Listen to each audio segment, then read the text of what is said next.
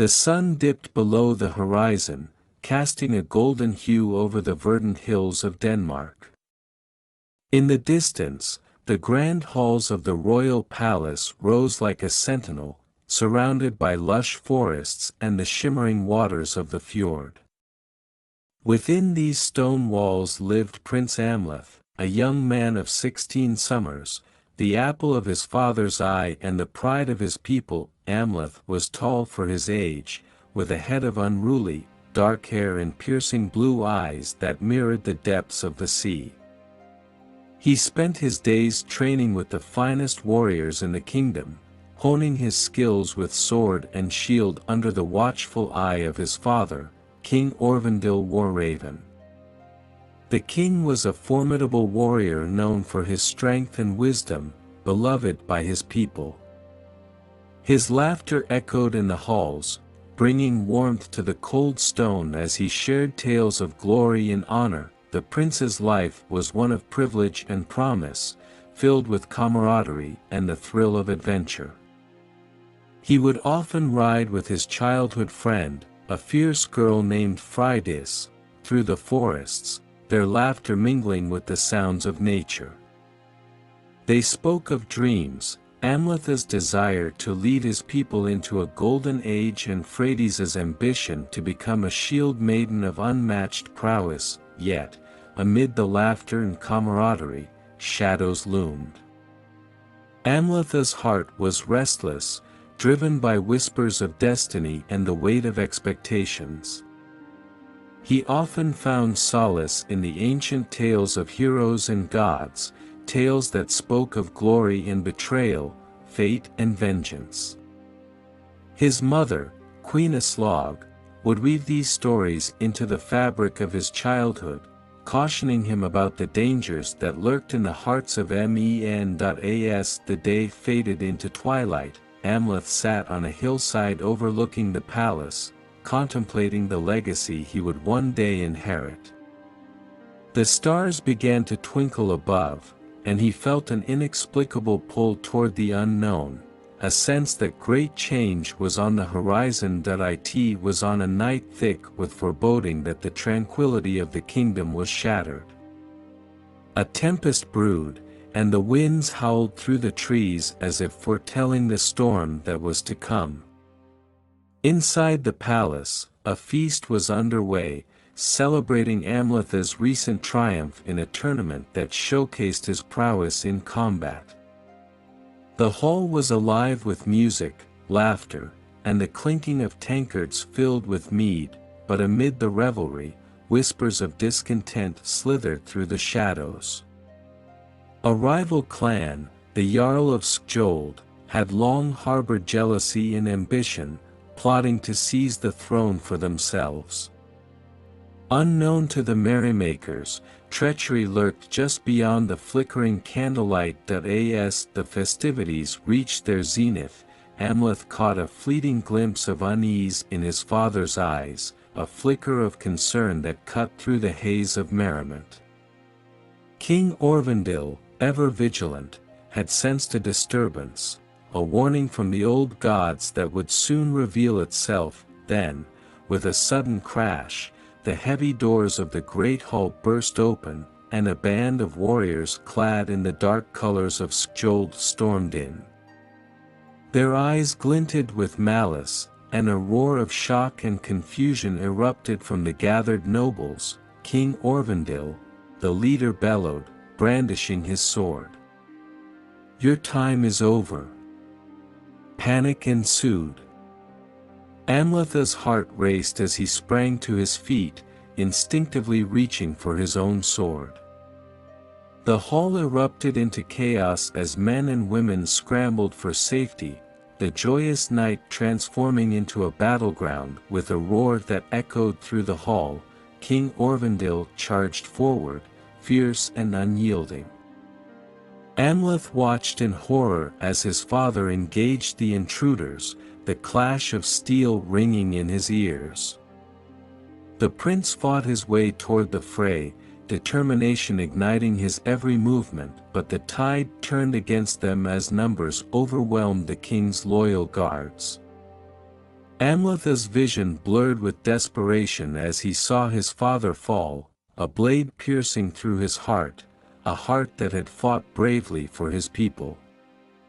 Time seemed to slow as the king's body crumpled to the floor, a final breath escaping his lips, "No." Amleth screamed, a raw, primal sound that filled the hall. Before he could reach his father, he was struck from behind, collapsing to the ground. The last thing he saw was the mocking grin of the Jarl's lieutenant as darkness enveloped him, swallowing the light of hope and innocence. When Amleth awoke, he was alone. The hall was silent, save for the distant echoes of chaos. The revelry had turned to ash, the feast reduced to a graveyard of shattered dreams. The world that had once felt so secure was now a shattered mirror, reflecting only betrayal and loss. Amleth knew then that his idyllic life was over. A fire ignited in his chest, a hatred that would forge his path to vengeance. In the name of Valhalla, he would retrieve what was stolen from him, a father, a mother, and a kingdom. The winds of fate had begun to weave a new tapestry, one that would lead him down a dark and perilous path. The great hall of the palace, once filled with laughter and light, now stood as a darkened chamber of despair. The air was thick with the acrid scent of blood, and shadows clung to the walls, whispering secrets of betrayal. Amleth lay on the cold stone floor, fighting against the darkness threatening to consume him. He could hear the distant clang of swords and the cries of the fallen, but all he felt was the sharp ache in his heart. As the fog of unconsciousness began to lift, he fought to comprehend the horror that had unfolded. Memories of his father's proud figure, always a beacon of strength, flickered before him. King Aurvandill War-Raven had been more than just a king, he had been a warrior and a father, a protector of the realm. Amleth recalled the warmth of his father's laughter and the fierce glint in his eyes during their training sessions. But that laughter was now silenced, replaced by the haunting specter of violence. Panic surged within Amleth as he recalled the moment the Jarl's lieutenant had struck. He struggled to rise, his body protesting against the pain. With a deep breath, he pushed himself up, his eyes scanning the chaos that reigned in the hall. The once vibrant space was now littered with the bodies of loyal guards and the enemies of the crown, the air filled with the metallic tang of blood. In the center of the hall, the lifeless form of his father lay, surrounded by a circle of carnage. Amleth's heart shattered as he caught sight of King Aurvandill, the War-Raven himself, his noble spirit extinguished. The king's golden crown lay discarded among the debris, a mocking reminder of the power now usurped by treachery. Amleth's vision blurred with rage and sorrow as he staggered to his feet. He had to escape, the night was far from over, and he could sense danger lurking in the shadows. The enemy would not rest until every trace of the royal line was extinguished. Gritting his teeth, he pressed forward, the instinct for survival propelling him through the remnants of the battle. The sounds of chaos reverberated through the palace as Amleth made his way through the hall. His heart raced with every footstep, his mind a whirlwind of grief and vengeance. He knew the layout of the palace well, the hidden passages his father had taught him about flickered to life in his mind. He moved quickly, darting through the doorways and corridors, each step echoing in the empty halls. The castle, once a sanctuary filled with love and laughter, now felt like a tomb, oppressive and heavy with loss. He could hear voices rising in fury and hatred, the enemies of his father celebrating their foul victory. As he approached the servants' quarters, a sudden crash rang out behind him. A group of warriors had broken into the great hall, their cruel laughter chilling Amleth to the bone. He pressed himself against the cold stone wall, heart pounding, praying they wouldn't find him. "Search the palace," one of the warriors shouted, his voice a thunderclap of authority. "Kill anyone who stands in our way." Amleth's breath quickened as he heard footsteps drawing nearer. He glanced around desperately and spotted a narrow passageway leading to the outside. Without hesitation, he slipped into the shadows and moved swiftly, knowing that every second counted. The passage was dark, the air damp and stale, but Amleth pressed on, his mind focused on the path ahead. The memories of his father's voice echoed in his mind, urging him to survive, to reclaim what was lost. He reached the end of the passage and pushed against the heavy door, forcing it open. Outside, the night air hit him like a wave, crisp and cold against his flushed skin. The sounds of battle were fainter now, replaced by the distant cries of the wounded and dying. Amleth stood for a moment, the chill of the night awakening his senses. He glanced back at the palace, now a silhouette against the starry sky, a fortress of lost dreams and fallen glory. In that moment, a surge of determination flooded through him. He could not let his father's death be in vain. He would honor his memory, not just as a prince but as a warrior forged in the fires of vengeance. Turning away, Amleth raced across the courtyard, ducking behind the stone walls and avoiding the flickering torches held by the enemy soldiers. He felt the weight of his father's crown in his heart, a reminder of the burden he now carried. He would reclaim the throne, but first, he had to survive this night. As he reached the edge of the palace grounds, he spotted a dark figure lurking in the shadows, a loyal servant, Geralf, who had been with his family for years. Relief flooded Amleth's heart as he recognized the man, Prince Amleth. Geralf whispered urgently, his voice trembling. "We must go, they're coming." Without waiting for a response, Geralf grabbed Amleth's arm, leading him into the dense forest that bordered the palace. The trees loomed above them, casting long shadows in the moonlight, but Amleth felt a strange comfort in the embrace of nature. "Where is Freydis?" Amleth asked, his voice barely a whisper, choked with fear. "I do not know," Geralf replied, his face grim. "But we must get you to safety first. The Jarl's men will stop at nothing to find you." They moved swiftly through the underbrush, the sounds of pursuit growing distant behind them. Amleth's heart pounded in rhythm with the beat of his feet against the forest floor. He could not afford to look back, his future lay ahead, shrouded in uncertainty but ignited with the promise of vengeance. As dawn broke on the horizon, Amleth emerged from the forest, his heart heavy with grief yet burning with a resolve forged in the fires of rage. He would honor his father's legacy and reclaim what was rightfully his. The path ahead would be fraught with peril, but he was ready to embrace the shadows of betrayal, determined to rise as the warrior he was destined to be.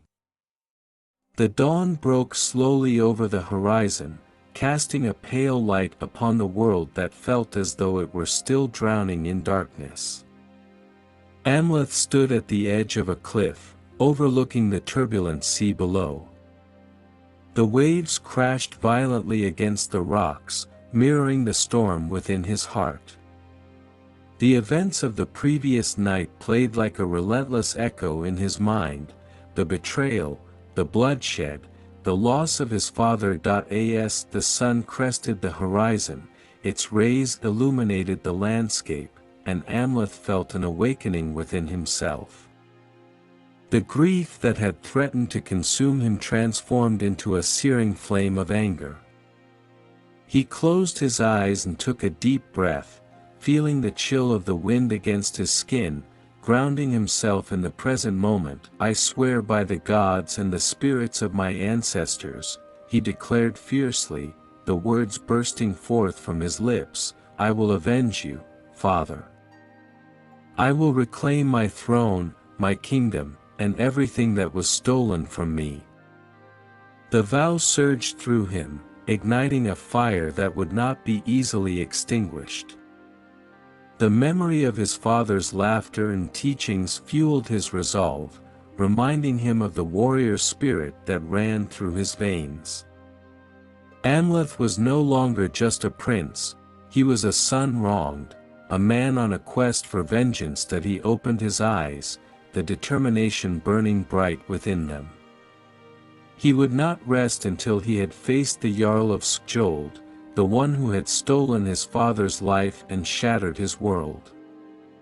He could almost feel the weight of his father's crown on his brow, a reminder of the legacy he was now bound to uphold. But a warrior does not walk the path of vengeance alone. Amleth knew that he needed allies, brave souls willing to stand beside him against the tide of treachery. As he descended the cliff and ventured back into the forest, he began to strategize. His first thought was of Freydis, his fierce childhood friend. She had always been a warrior at heart, skilled in combat and unyielding in spirit. If anyone would stand with him against the Jarl and his men, it would be her.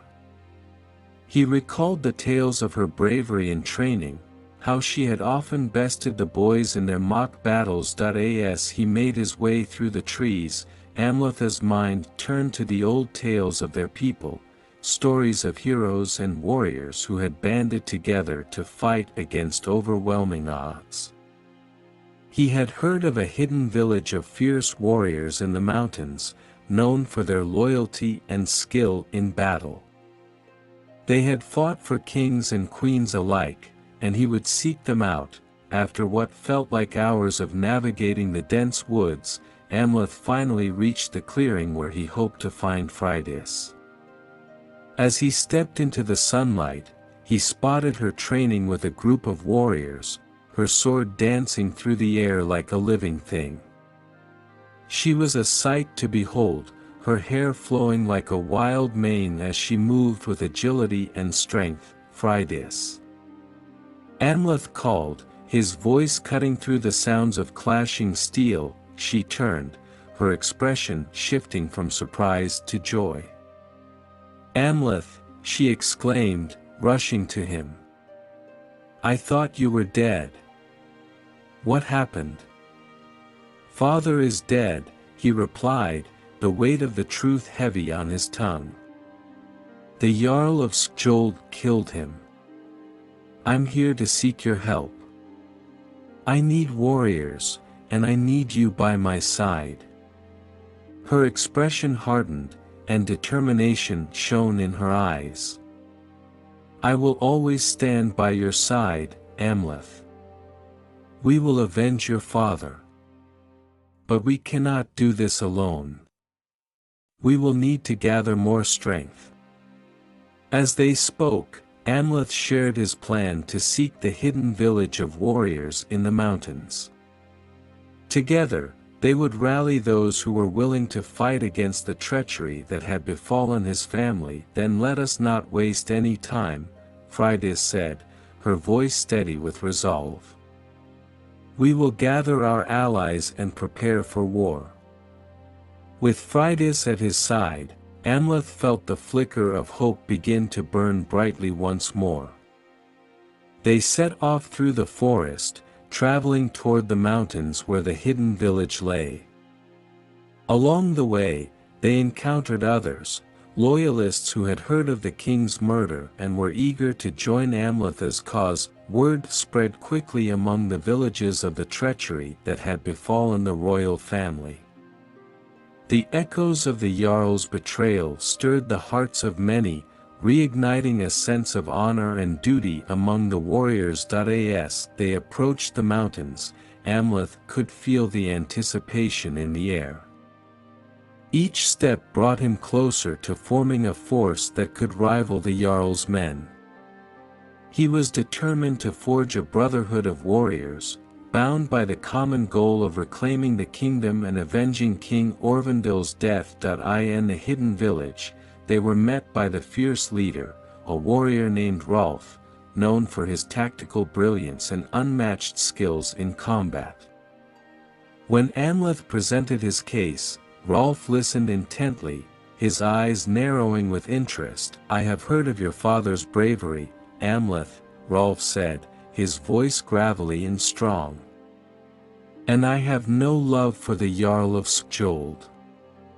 If you seek to reclaim what is yours, I will lend my warriors to your cause." Amleth felt a swell of gratitude and pride. With each ally that joined their cause, the flames of vengeance burned hotter within him. He gathered more warriors under the banner of the fallen king, uniting them in the name of honor, justice, and the promise of Valhalla. Days turned into weeks as they trained and strategized, Amleth growing more confident with each passing moment. He found himself surrounded by loyal comrades, Freydis, Rolf, and the fierce warriors of the hidden village. Together, they would rise against the darkness that had claimed his family. In the heart of the mountains, beneath the watchful eyes of the ancient gods, Amleth vowed once more, "I will not rest until the blood of my father's murderer stains the ground, and I reclaim my rightful throne. This is the fire of vengeance, and it will not be extinguished." The winds carried his words away, but the resolve within him grew stronger, ready to ignite a storm of retribution that would sweep across the land, reclaiming honor for his family and striking fear into the hearts of those who dared to betray him. With their band of warriors assembled and hearts ablaze with the fires of vengeance, Amleth and his allies prepared for the journey to Iceland. The sea stretched out before them, its surface shimmering like 1,000 broken mirrors, each reflecting the fury and resolve within them. The whispers of the ocean winds spoke tales of old, mingling with their aspirations for glory and revenge. Amleth stood at the bow of the ship, the wind whipping through his hair, the salty spray of the sea refreshing against his face. Freydis was beside him, her presence a source of strength and encouragement. Together, they gazed toward the horizon, where the jagged outline of Iceland loomed, a land steeped in myths and legends, a realm that had birthed some of the fiercest warriors known to their people. The journey across the treacherous waters was fraught with challenges. As they sailed, the skies would darken, storms gathering with a fierce intensity that matched the resolve of the crew. But the warriors forged on, their spirits undeterred by the tumultuous waves. Each crash of the surf against the ship felt like a reminder of their mission, a quest for retribution that could not be halted by mere nature. Days turned into nights as they battled the elements, but Amleth remained steadfast, envisioning the moment when he would confront the Jarl of Skjold. In the quiet moments, he shared tales of his father with the crew, recounting the noble deeds and legendary battles of King Aurvandill War-Raven. The stories united them, kindling their desire for vengeance and fostering a bond that would be unbreakable. Finally, as the sun dipped below the horizon on the 5th day of their voyage, a great mist enveloped the ship, and the outline of Iceland emerged from the shrouded sea. The land was rugged and wild, its cliffs towering like sentinels guarding secrets long forgotten. A sense of destiny washed over Amleth. He was home, and the call of vengeance was louder than ever. As they approached the shores, the crew recounted the legends of Iceland, the stories of its fierce warriors who had carved their names into the annals of history. Among them was the tale of Bjorn the Brave, a legendary warrior who had stood against insurmountable odds to protect his people. He had wielded a sword forged in the fires of a volcano, its blade said to be imbued with the very spirit of the island. It is said, Freydis began, her voice filled with awe, that Bjorn fought against a dragon that terrorized his village, a creature that had claimed the lives of countless men. With the strength of his ancestors coursing through his veins, he faced the beast unflinchingly. It is said that the winds whispered to him, guiding his hand as he struck the final blow. Amleth listened intently, captivated by the stories. "And what became of Bjorn?" he asked. "Some say he vanished into the mountains after his victory, seeking solitude," Freydis replied, her gaze fixed on the distant cliffs. "Others believe he still roams these lands, watching over his kin, ready to rise again when they are in need." As the ship finally docked, the crew disembarked onto the rocky shores of Iceland, their feet crunching against the gravel. The air was crisp and cool, filled with the scent of salt and earth. It was a land of stark contrasts, glaciers mingled with volcanic landscapes, and the roar of waterfalls echoed in the distance. Amleth felt an undeniable connection to this place, a sense of purpose ignited by the ancient legends. They set up camp near the shoreline, the sound of waves crashing a constant reminder of their purpose. As night fell, they gathered around a crackling fire, the flames dancing as shadows flickered against the rugged terrain. The warriors shared tales of their own heritage, invoking the spirits of their ancestors, drawing strength from the collective memories of those who had come before them. Rolf, the fierce leader of the mountain warriors, stood up, his voice booming over the crackle of the fire. "This land is home to legends, of warriors who fought for honor and glory. We must honor their spirits as we embark on this quest for vengeance. We are not just seeking retribution, we are reclaiming our legacy." The group roared in agreement, their spirits lifted by Rolf's words. They each took turns sharing their own tales of loss and vengeance, weaving their stories into a tapestry of shared purpose. Amleth felt the weight of his mission solidify in the hearts of his allies, their collective resolve igniting a fire that would not be easily extinguished. As the stars twinkled above them, Amleth gazed into the night sky, the constellations whispering ancient secrets to him. He felt the presence of his father, guiding him, instilling within him the courage to face the challenges ahead. "Tomorrow, we will seek out the fiercest warriors of this land," Amleth declared, his voice steady. "We will forge alliances with those who understand our plight, and together we will strike fear into the heart of the Jarl." The fire crackled in response, a fiery testament to their shared commitment. They would honor the legends of Iceland, becoming the new stories sung around fires for generations to come. In that moment, surrounded by allies and the legends of old, Amleth felt a renewed sense of purpose.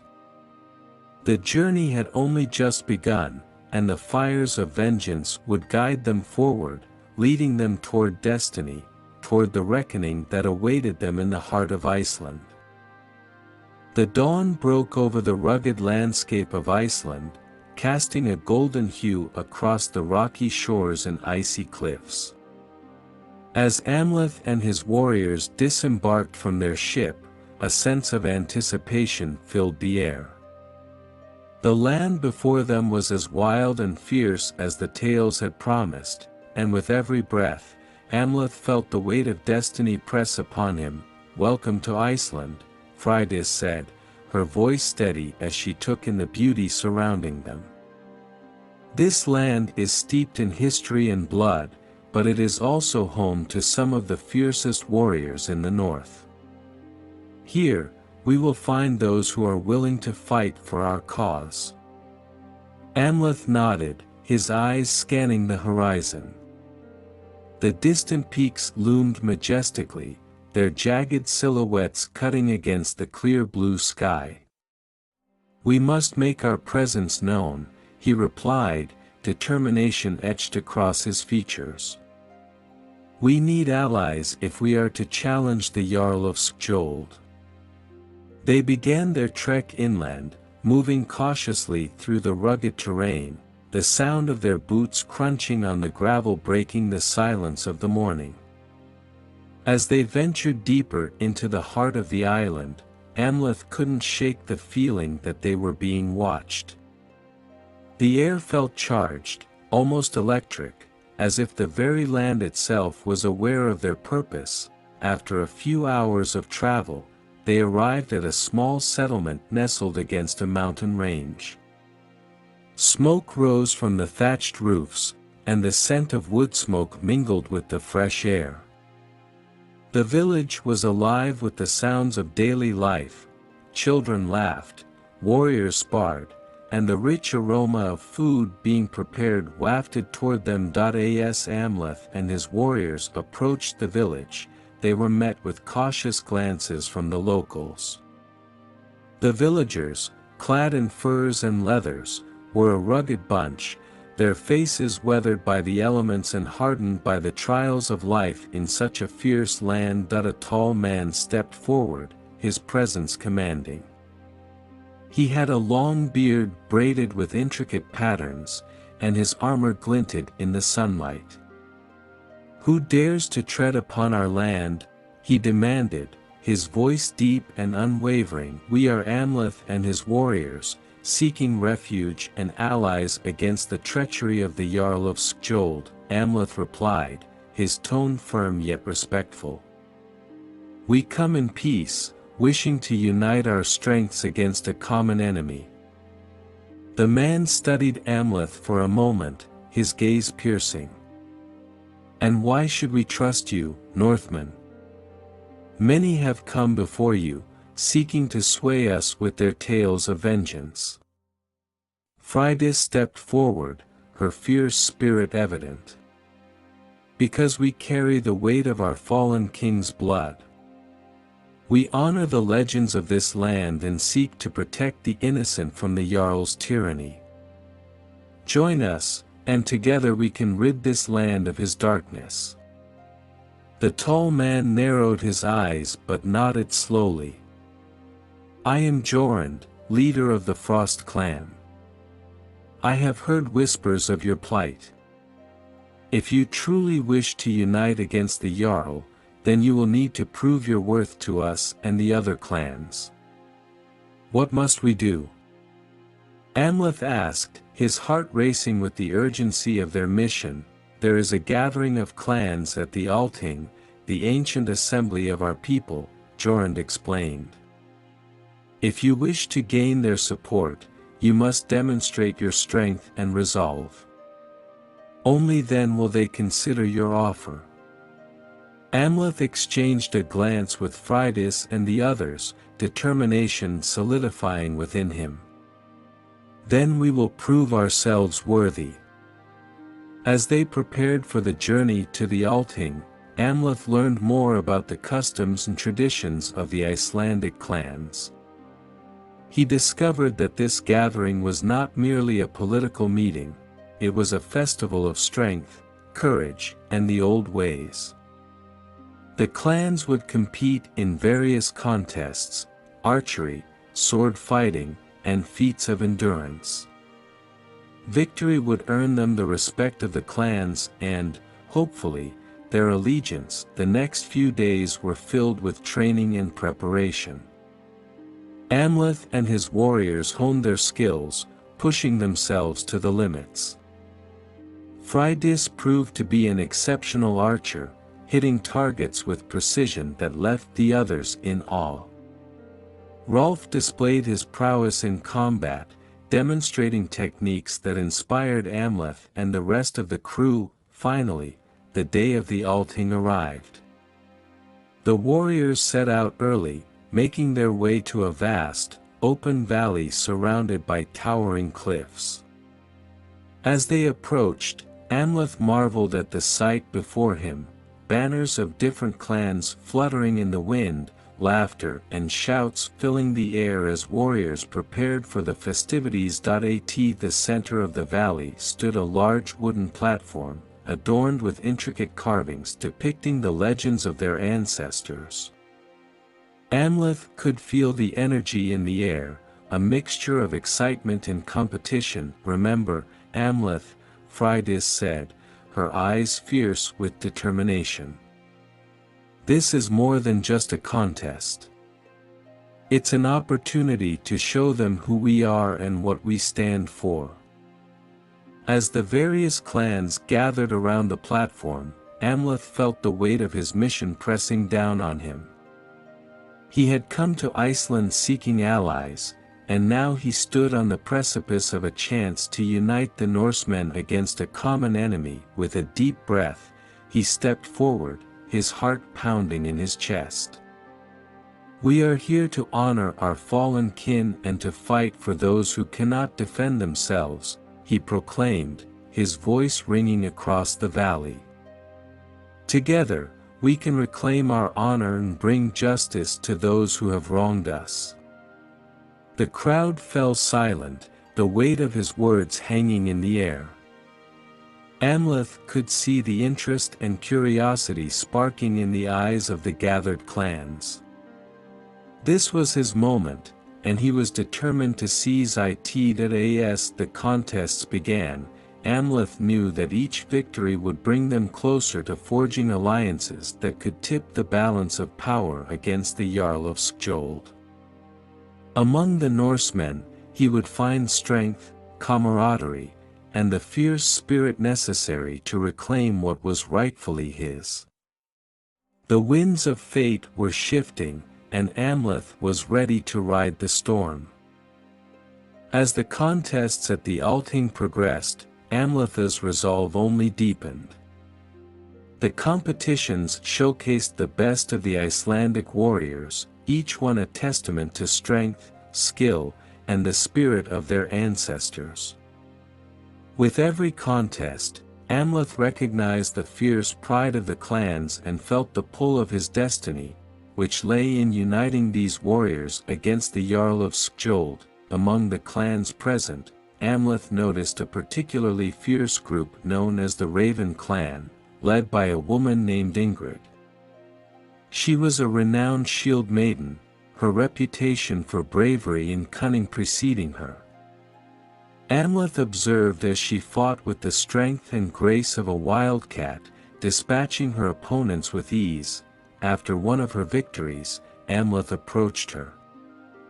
"Ingrid of the Raven clan," he began, offering a respectful nod.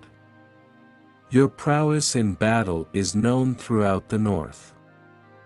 I seek your alliance against the tyranny of the Jarl of Skjold.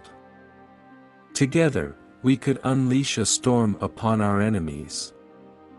Ingrid regarded him with a fierce gaze, her expression inscrutable. "And what do you offer in return, Northman?" "The Raven clan does not pledge allegiance lightly." "Honor and glory," Amleth replied earnestly. "I seek to reclaim my birthright and avenge my father's death. If we unite, we can strike fear into the hearts of those who oppress us. Your strength and cunning would be invaluable in this fight." Ingrid studied him, her brow furrowing slightly as if weighing his words. After a moment, she smiled, the corners of her mouth lifting in a way that revealed both warmth and challenge. "Very well, Amleth. I will join your cause, but know this, I will not follow blindly. You will have to prove yourself worthy of our trust." With Ingrid's support, Amleth's confidence surged. He continued to forge connections with other clans, each alliance built on respect and shared purpose. He spoke passionately of their shared grievances, the injustices wrought by the Jarl, and the honor of fighting for their people. His fervor ignited something within the warriors, drawing them to him like moths to a flame. Amleth also found common ground with the Storm clan, led by a burly man named Leif. Known for their fierce loyalty and unmatched combat skills, the Storm clan was a force to be reckoned with. After a series of friendly contests between their warriors, Amleth invited Leif to share a drink by the fire that evening. "Leif," Amleth began, raising his tankard. "I admire your skill and the strength of your clan. I propose that we stand together against the Jarl of Skjold. With our forces combined, we can end his tyranny." Leif took a long swig of his drink before responding. "The Storm clan values strength and honor. If you can show us that you are as fierce as you claim, then we will stand by your side." With the evening wearing on and the air thick with camaraderie, Amleth felt the bonds of loyalty forming among them. As they exchanged tales of battle, loss, and honor, he began to see the shadows of doubt lift from their faces, replaced by a shared determination to reclaim their freedom. As the night deepened, the warriors shared stories of their ancestors, tales of battles fought and lives lost. Amleth remained quiet, contemplating the weight of his own lineage. The time had come to share the story of his mother, a tale woven into the very fabric of his being, a story lost to the tides of time, but one that defined him nonetheless. Clearing his throat, he stood before the gathered warriors, their faces illuminated by the flickering firelight. "I would like to share with you the tale of my mother," he began, his voice steady despite the weight of memory. "She was a woman of grace and strength, a queen who loved fiercely and fought valiantly for her people. Her name was Queen Ragna." A hush fell over the crowd, their attention drawn to the memories of a time long past. "When I was but a child, my father, King Aurvandill War-Raven, ruled our kingdom with honor. My mother stood beside him, a beacon of strength. But when the Jarl of Skjold sought to claim our land, he orchestrated a betrayal that shattered our lives." Amleth's voice wavered slightly as he continued, the pain of memory cutting deep. "On the night of the coup, I hid, a mere boy witnessing the horrors that unfolded. The betrayal took my father's life, but my mother fought valiantly to protect me. I remember her face, fierce and determined, as she stood against the darkness. The Jarl sought to silence her, but she escaped into the night, taking me with her. We fled into the wilderness, her love guiding us, but eventually, fate intervened. She was lost to the shadows, and I was left alone, haunted by the knowledge of her sacrifice." As he spoke, he could see the impact of his story on the warriors before him. Their faces reflected a mix of empathy and admiration, and he could feel the connections deepening. "Though I carry the pain of her loss, I also carry her spirit within me. I fight not just for my father's honor, but for my mother's legacy. She believed in the strength of our people, in the bonds of loyalty and honor.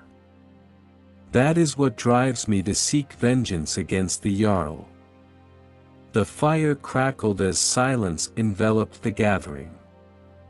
Then, one by one, the warriors raised their tankards in tribute, honoring the memory of Queen Ragna and the spirit of their shared cause. Ingrid stepped forward, her eyes fierce yet warm. Your mother's strength lives on in you, Amleth. We stand with you, not just for vengeance, but to honor the memory of those we have lost. Leif nodded in agreement, his voice gruff but sincere. We are bound by blood and honor. We will reclaim your mother's legacy together. As the fire blazed brightly, illuminating the faces of his newfound allies, Amleth felt an unbreakable bond form among them. The shadows of the past were no longer solitary burdens, they were shared among brothers and sisters united by purpose. With their alliances forged in strength and honor, Amleth was ready to confront the darkness that loomed ahead. Together, they would not just reclaim their legacy, they would carve a new path forward, one where honor and justice reigned supreme. In the depths of their hearts, they all knew that the winds of fate had shifted, and a storm was brewing on the horizon, one that would bring retribution to their enemies and restore their honor. As the gathering at the Althing continued, a sense of anticipation hung in the air. The clans had grown restless, eager for news from the seeress known as the Volva, who was said to commune with the Norns, the three powerful sisters who wove the threads of fate for every mortal and god alike. Her prophecies were revered, and her words were believed to hold great weight. On the third day of the gathering, a hush fell over the crowd as the Volva made her entrance, draped in layers of vibrant fabric, her long hair adorned with beads and feathers that caught the light. Her eyes, clouded yet sharp, scanned the assembly, a knowing smile playing at the corners of her lips. Come forth, warriors of the north, she called, her voice both haunting and melodic. The Norns have whispered of a fate entwined with your own. I bring a prophecy that shall illuminate the path ahead. Amleth's heart raced. He knew the power of prophecy, it could guide or doom those who heard it. As he stepped forward, he felt the weight of his purpose pressing upon him, every moment of his journey coalescing into this singular point in time. Prince Amleth, the Volva began, her gaze piercing through him. The threads of your fate have been spun since the dawn of time. You are marked by loss and burdened by vengeance, but heed my words, a great storm approaches, and with it comes the choice that shall shape your destiny. She raised her arms, and the air seemed to crackle with energy. The Norns weave together the fates of men and gods. Your path is intertwined with blood and betrayal, but also with honor and sacrifice. You will face trials that will test your spirit, and the shadows of your past will rise to confront you. Amleth felt a chill creep down his spine. What must I do? He asked, his voice steady despite the turmoil within. Trust in your allies, for they are the threads that will strengthen your tapestry. But beware, for treachery can lurk even among those who appear as friends, she warned, her tone grave. A choice will come, a sacrifice that may seal your fate and the fate of your kingdom. The Volva's words hung in the air, resonating deeply with the gathered warriors. Amleth could see the unease etched on their faces, the dawning realization that their fates were not solely their own, but interconnected with his. As the gathering dispersed, Amleth found himself alone, the weight of the prophecy settling heavily upon him. The flickering light of the fire cast long shadows, and he could feel the echoes of the Volva's words swirling in his mind. What choice must I make? He murmured to himself, pacing the rocky ground. The winds howled around him, a chilling reminder of the uncertainty that lay ahead. How can I alter the threads that bind me? Can I escape the fate that has been woven for me? He remembered the tales his mother had told him as a child, the stories of heroes who defied fate, bending destiny to their will. Yet, as he contemplated his own situation, Amleth felt the cruel grip of reality. He was but a man in a world ruled by gods and fate, and the thought of being merely a pawn in a greater game filled him with dread. With a heavy heart, he reflected on the sacrifices that lay before him. Will I have to choose between vengeance and the lives of my allies? What if saving one means losing another? The internal struggle gnawed at him, each possibility a weight pulling him deeper into uncertainty. That he thought of Ingrid and Leif, the bonds they had formed in such a short time. They were counting on him to lead them, to guide them toward vengeance and justice.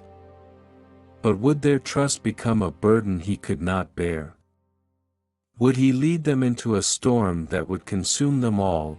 As night fell, the stars twinkled above, distant and indifferent.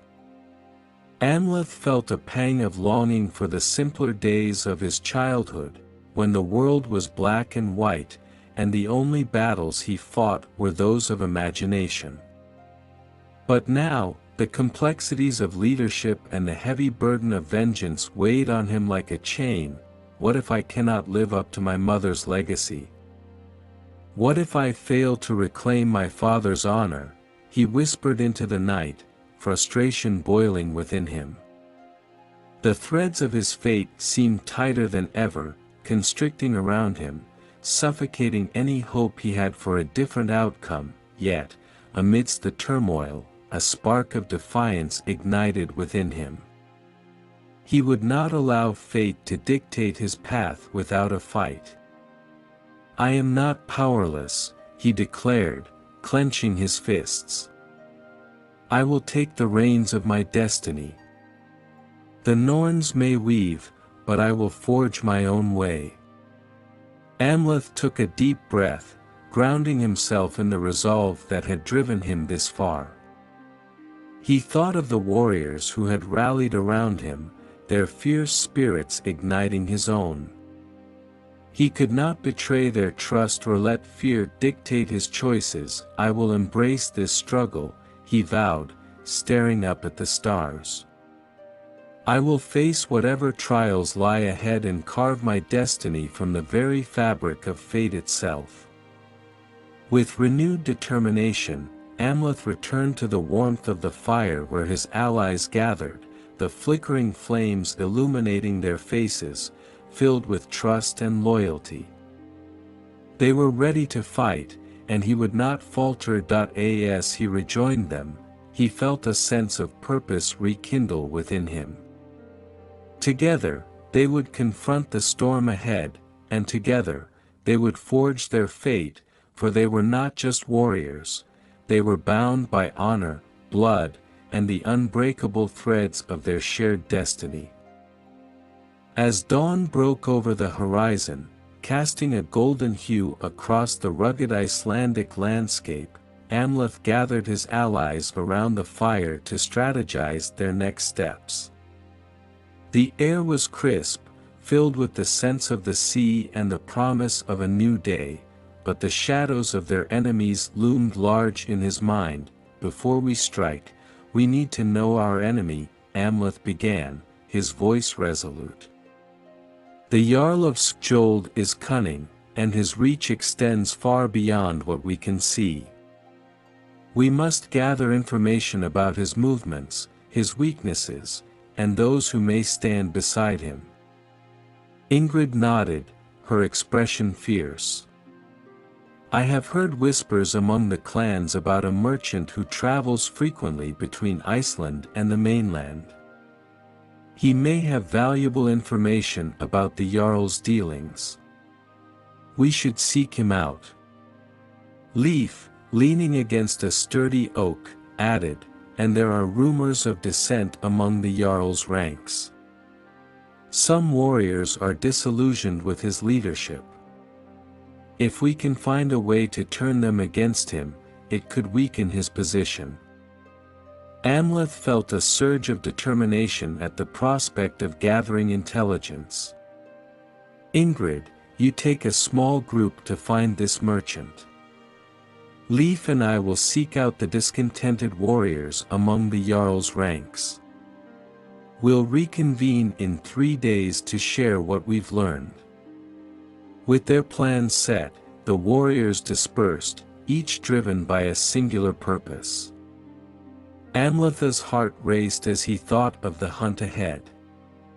The thrill of seeking justice for his father was palpable, and he was eager to uncover the secrets that would lead them to victory. As the sun climbed higher in the sky, Amleth and Leif headed towards the training grounds, a secluded area surrounded by towering cliffs and thick trees. The sounds of clashing steel and the shouts of warriors filled the air as they prepared for the battles to come. Before we engage in the hunt for the Jarl, we must ensure we are battle-ready, Leif declared, his enthusiasm infectious. Our enemies will not hold back, and neither can we.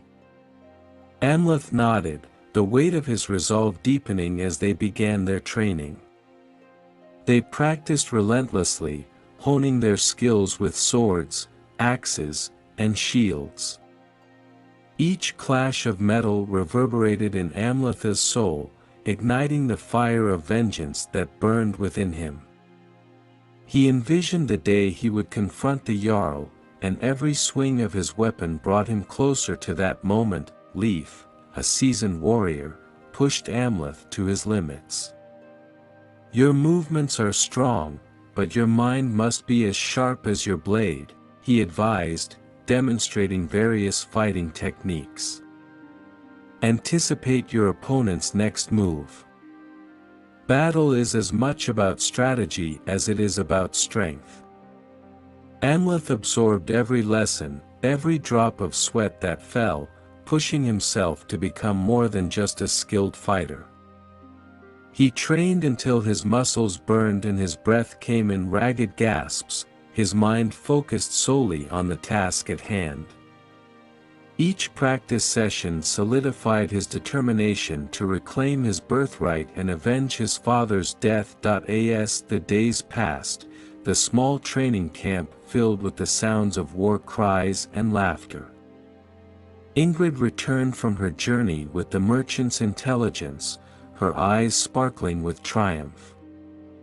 He spoke of a shipment of weapons arriving at the Jarl's stronghold next week. If we strike during that time, we can catch them off guard, she reported, and the warriors erupted with excitement. With newfound information, Amleth felt the gravity of their impending battle settle over him. This is our moment, he declared, rallying his comrades. We will strike when they least expect it, using their own strengths against them. But even as he spoke, a nagging thought tugged at Amleth's mind. The prophecy of the vulva loomed over him, a shadow that whispered of sacrifice and choices yet to come. He could feel the weight of fate pressing down on him, reminding him of the intertwining paths that lay ahead. As the training continued, the bonds among the warriors grew stronger. Each day, they shared their stories, laughter, and fears, solidifying their unity in a way that transcended mere alliances. Amleth began to understand that it was not just vengeance that fueled them, it was the desire to protect one another, to fight for the legacy of their fallen kin. The final night before their planned assault, Amleth stood outside the training grounds, gazing up at the stars that sparkled like shards of ice in the sky. A sense of calm enveloped him as he contemplated the journey ahead.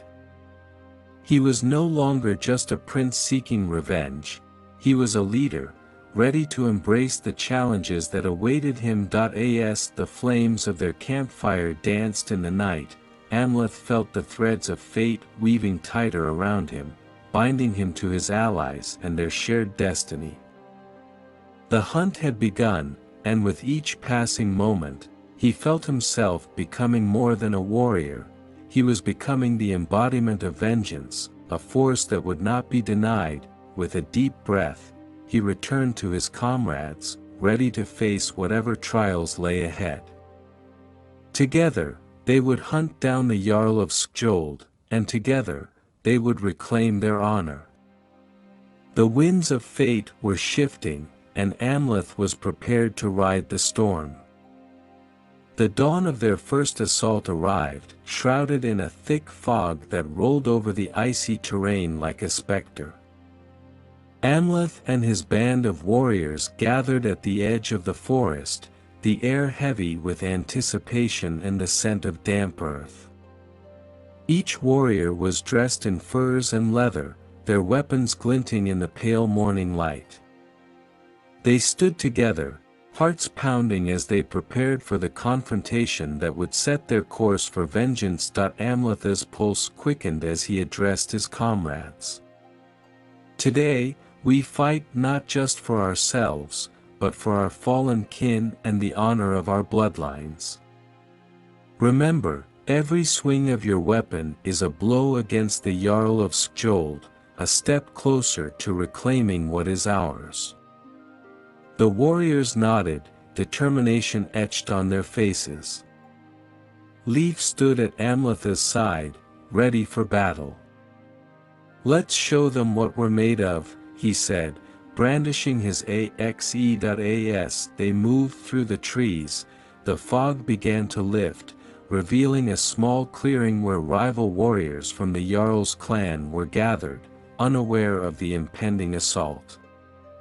The tension in the air crackled as Amleth surveyed the enemy, a motley crew of fierce Icelandic fighters, their laughter ringing out as they prepared for the day. Now, Amleth commanded, and with a fierce battle cry, they charged from their hiding place, a tide of vengeance crashing against the unsuspecting warriors. The clash of steel rang out as swords met shields, and the clearing erupted into chaos. Amleth found himself face to face with a rival warrior, his axe gleaming in the sunlight. They exchanged blows, each strike fueled by the fury of their respective causes. Amleth's muscles burned with exertion as he fought, his every movement instinctual, driven by the primal desire for revenge. Around him, the skirmish intensified. Leif fought valiantly, dispatching foes with swift precision, while Ingrid rallied the other warriors, urging them to fight with honor and fury. But as Amleth fought, he began to witness the brutal reality of vengeance, a stark contrast to the glory he had envisioned. In the midst of the chaos, Amleth struck down an enemy, the warrior collapsing to the ground with a final, gasping breath. For a brief moment, the exhilaration of victory surged through him. Yet, as he looked into the lifeless eyes of his fallen foe, a wave of nausea washed over him. This was not the honor he had imagined, it was a gruesome dance of death, where blood spilled on the frozen earth and lives were extinguished in an instant. That he shook his head, forcing himself to focus, but the weight of what he had done began to seep into his bones. Each death weighed heavy on his conscience, and the images of fallen warriors haunted him even as he fought. Amleth. Leif's voice broke through his reverie as he engaged two rivals at once, their blades clashing violently. "Focus. We cannot lose sight of our goal." Amleth nodded, refocusing his thoughts as he plunged back into the fray. But the reality of vengeance lurked at the edges of his mind, reminding him that each life he took was a thread pulled from the tapestry of fate, a fate that might one day weave back into his own. The skirmish raged on, and soon Amleth and his warriors began to gain the upper hand. As rival warriors fell before them, the tide of battle shifted, the sound of their victory cries echoing through the clearing. Yet, with each enemy he vanquished, Amleth could not shake the unsettling sense that vengeance was a double-edged sword. As the last of the rival warriors fled, the clearing fell silent, save for the heavy breathing of Amleth and his comrades. They stood victorious, but the aftermath of their bloodshed left a bitter taste in Amleth's mouth. He looked around at the faces of his allies, their expressions a mixture of triumph and grim recognition. The reality of their actions hung heavily in the air, a reminder that each victory came at a cost. "We have won this day," Amleth said, though his voice lacked the triumphant edge he had anticipated. "But at what price?"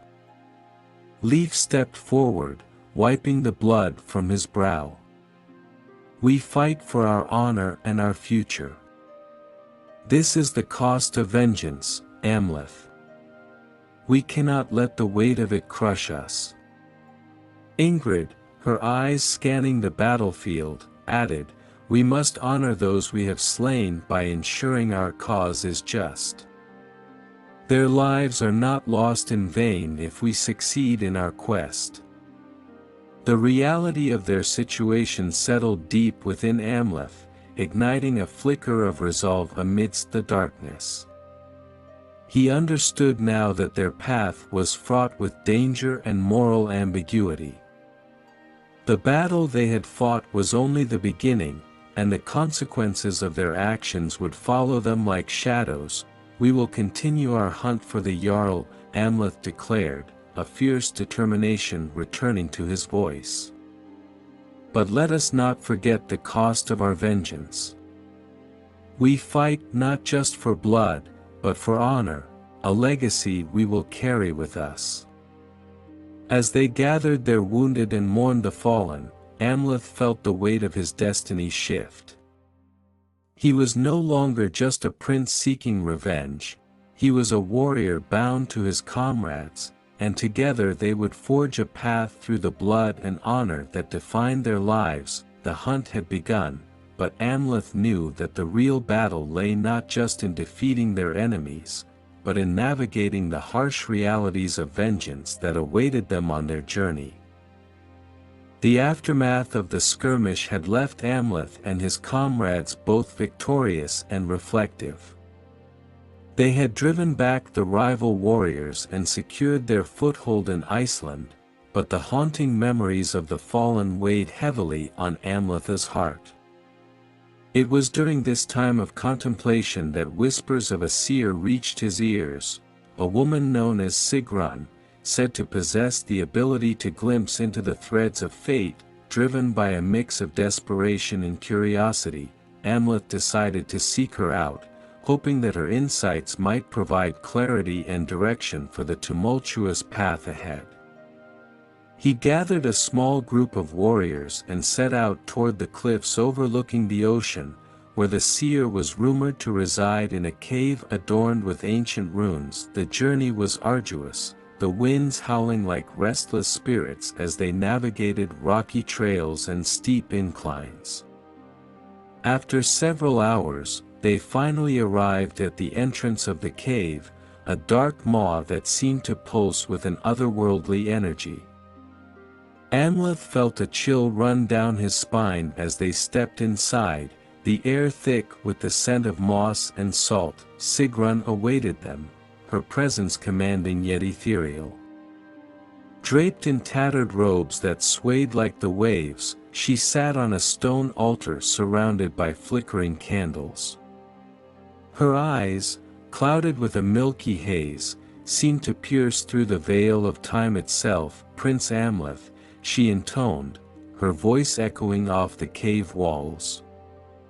"You seek the knowledge of the future, but know this, the threads of fate are ever changing, and what I reveal may not be what you wish to hear." Amleth stepped forward, his heart racing. "I seek guidance, Sigrun. The weight of vengeance and the path of honor intertwine before me. show me what lies ahead. With a slow, deliberate gesture, Sigrun beckoned him closer. Sit, and let the visions come.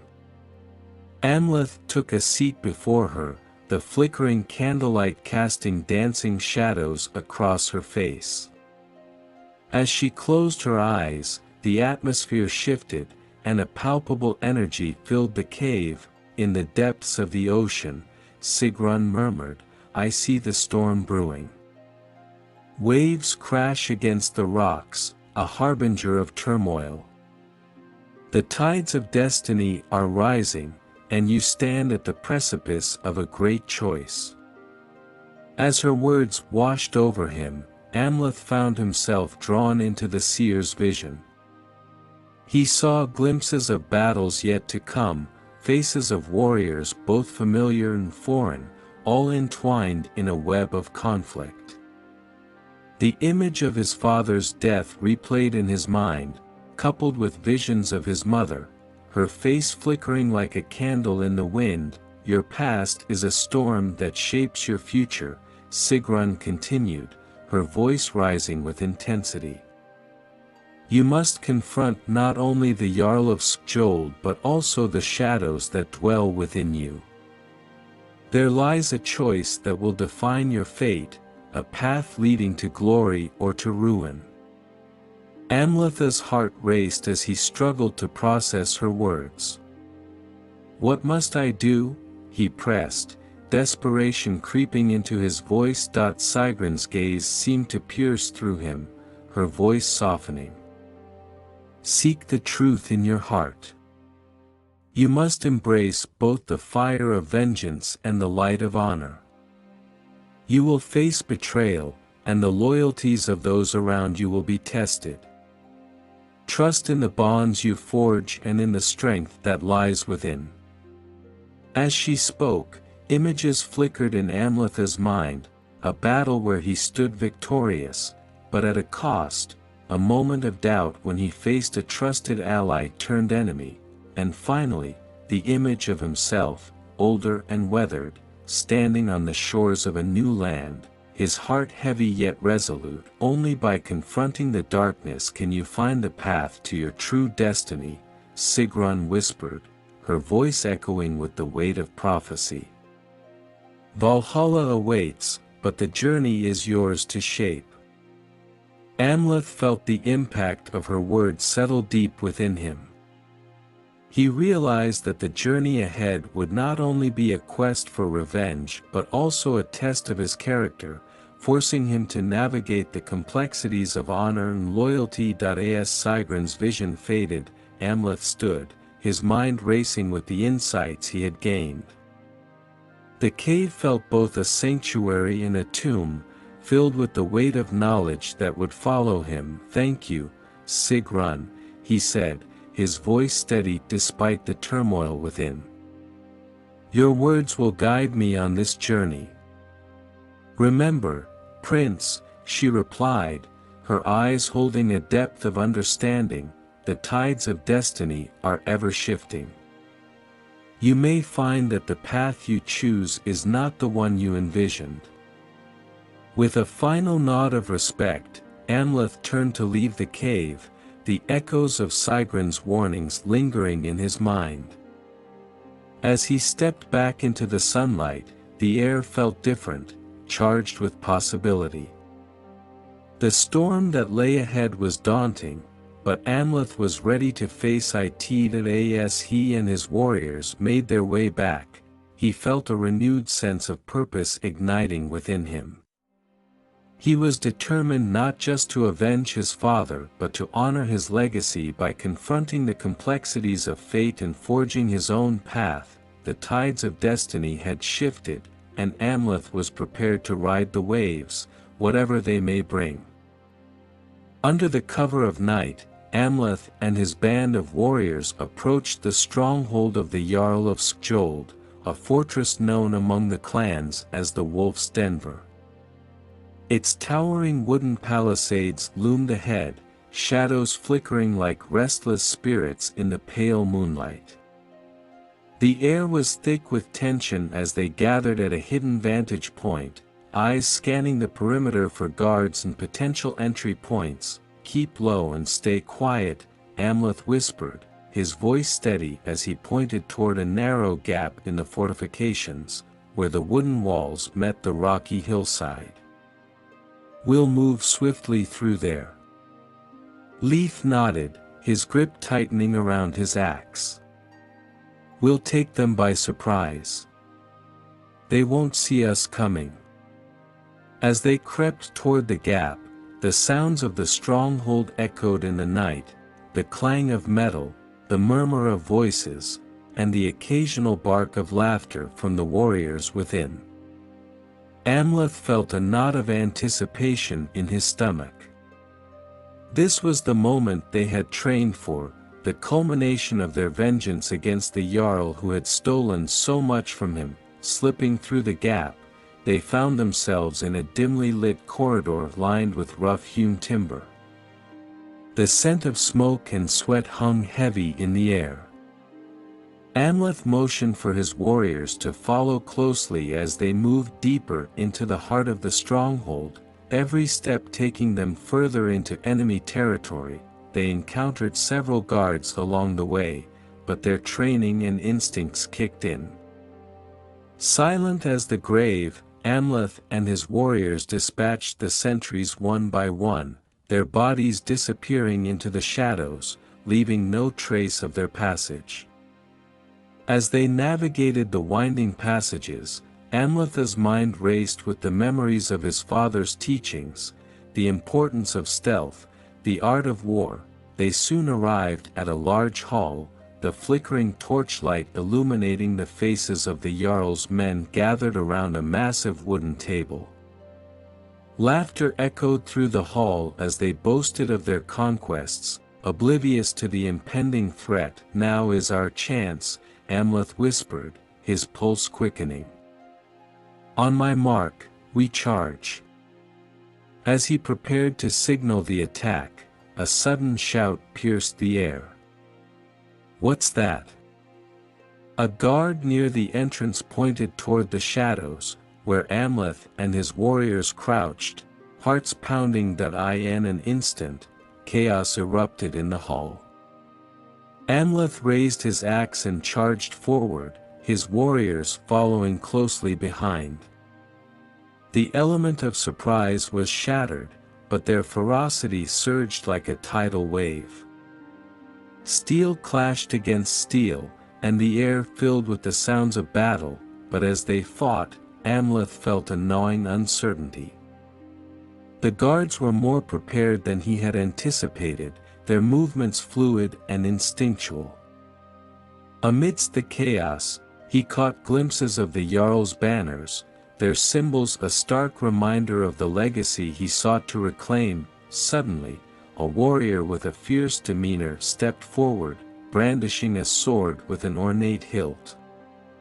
"You're bold to enter the wolf's den, Amleth," he sneered, his voice dripping with contempt. "But you've come for nothing but your own death." Amleth's heart raced as he recognized the warrior. It was Rolf, the Jarl's right hand. The man who had betrayed his family. "I will reclaim what is mine." Amleth roared, their eyes locking in a fierce battle of wills. As they clashed, Amleth felt the weight of Rolf's deception pressing down on him. Each swing of his axe was fueled by rage, but with every parry, he realized the danger of his own emotional turmoil. In the heat of battle, the lines between friend and foe blurred, and the stakes of deception became painfully clear. Rolf smirked, deflecting Amleth's strikes with practiced ease. "You think you can avenge your father? You're nothing but a lost boy, playing at war. The real danger lies in those you trust." The words pierced through Amleth like a dagger, his mind racing with doubt. Had he misjudged those around him? In the chaos, the foundations of loyalty began to shake, and a fear crept into his heart. Who among his allies might betray him, and how deep did the roots of deception run? With renewed focus, Amleth lunged at Rolf, their swords clashing violently. The realization settled in: this battle was not just against the Jarl's men, it was also a battle against the specter of betrayal that loomed over him. The dangers of deception could be as lethal as any blade. As their fight escalated, Amleth sensed the presence of his warriors rallying around him, fighting valiantly against the Jarl's forces. They had formed bonds forged in blood and honor, yet the shadows of doubt still flickered at the edges of his mind. Stand together. Amleth shouted, rallying his warriors. We fight for each other, for honor. We will not be torn apart by lies. The tide of the battle shifted as they pushed forward, cutting through the chaos with newfound resolve. Amleth felt the strength of his comrades enveloping him, a bond that transcended the fears sown by Rolf's words. Together, they pressed deeper into the stronghold, fueled by vengeance and unity. With a final, powerful swing, Amleth disarmed Rolf, sending his sword clattering across the floor. Rolf staggered back, a mixture of surprise and rage on his face. This isn't over, Amleth, he hissed, before retreating into the fray, leaving Amleth standing amidst the chaos. The battle raged on, but in that moment of victory, Amleth realized the fight was only beginning. He would have to confront not only the enemies before him but also the shadows lurking within, the dangers of deception that threatened to tear apart the very fabric of their quest. As the fight continued, Amleth steeled himself for the challenges ahead. The wolf's den may have been infiltrated, but the journey to reclaim his destiny was far from over. With the tides of deception swirling around him, he knew he must navigate carefully, for the wolf always hid in the shadows, waiting for the moment to strike. The dawn broke over the icy peaks of the mountains, casting a pale light on the rugged terrain that Amleth and his warriors now traversed. They had fled the wolf's den after the fierce skirmish, regrouping to plan their next move against the Jarl of Skjold. But their respite was short-lived, for they were soon confronted by the Jarl's forces, intent on seeking vengeance for their fallen comrades. The cold air was thick with tension as they stood on a narrow mountain pass, surrounded by steep cliffs and treacherous ice. Amleth could hear the distant sounds of horns echoing through the valley, a clear signal that the Jarl's men were closing in. He rallied his warriors, their breath visible in the frigid air, the determination in their eyes reflecting the fiery resolve within him. This is our moment, Amleth declared, his voice booming against the mountain backdrop. They think they can crush us in our own domain. We are the Northmen. We fight for our honor, our families, and the blood that binds us. With a collective roar, they readied their weapons, the metallic clang of swords and axes reverberating like thunder through the icy landscape. As the enemy approached, their banners snapping in the wind, Amleth could feel the adrenaline surging through him. The brutal battle was about to begin. The first clash was thunderous, the echo of swords meeting shields ringing through the mountains.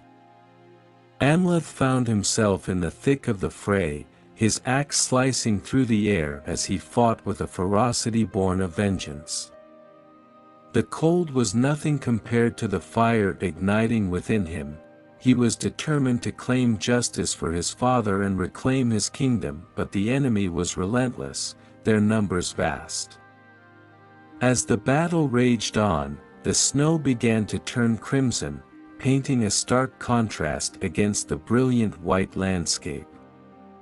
Amleth fought fiercely alongside his warriors, but the terrain was treacherous. Men slipped on icy slopes, their cries of alarm cutting through the chaos as they fell into the depths below. Amleth's heart raced as he spotted Leif engaged in combat nearby, fighting valiantly against two foes at once. In an instant, he charged to his friend's side, swinging his axe with precision. Together, they fought off the attackers, but in the chaos, a hidden enemy emerged from the shadows, a seasoned warrior from the Jarl's ranks, his sword glinting in the morning light. "Look out!" Amleth shouted, but it was too late. The enemy struck true, a brutal blow landing on Leif's side, and he collapsed to the ground, gasping for breath. Time slowed for Amleth as he witnessed his friend fall, the fire in his heart momentarily extinguished by the icy grip of despair. Rage surged through Amleth as he dispatched the enemy with a swift, lethal strike. He dropped to his knees beside Leif, cradling his friend's head in his arms. "No, no, no. Stay with me, Leif." Tears mixed with the snow as the warmth of Leif's blood soaked into Amleth's furs. Leif looked up at him, a weak smile flickering across his face, despite the pain etched in his features. "Amleth, it's not your fault. Finish what we started, for our fathers, for our people." The light in Leif's eyes began to fade, and Amleth felt the crushing weight of loss settle over him like a shroud. He gritted his teeth, determination igniting anew within him. "I will avenge you, my brother. I swear it by the gods." With a fierce roar, Amleth rose, his spirit aflame with the need for vengeance. He pushed deeper into the battle, his heart heavy with grief but fueled by purpose. Each enemy he felled was a tribute to Leif, a reminder of the sacrifices that had brought them to this moment. The battle raged on, both sides losing men to the unforgiving cold and unyielding steel. The air was filled with shouts of defiance, the clang of metal on metal, and the cries of the wounded. But amid the chaos, Amleth found a grim clarity. He fought not only for vengeance but to honor the memories of those who had fallen. As the sun began to set, casting an orange glow over the battlefield, Amleth rallied the remaining warriors. "We will not falter. We will stand united.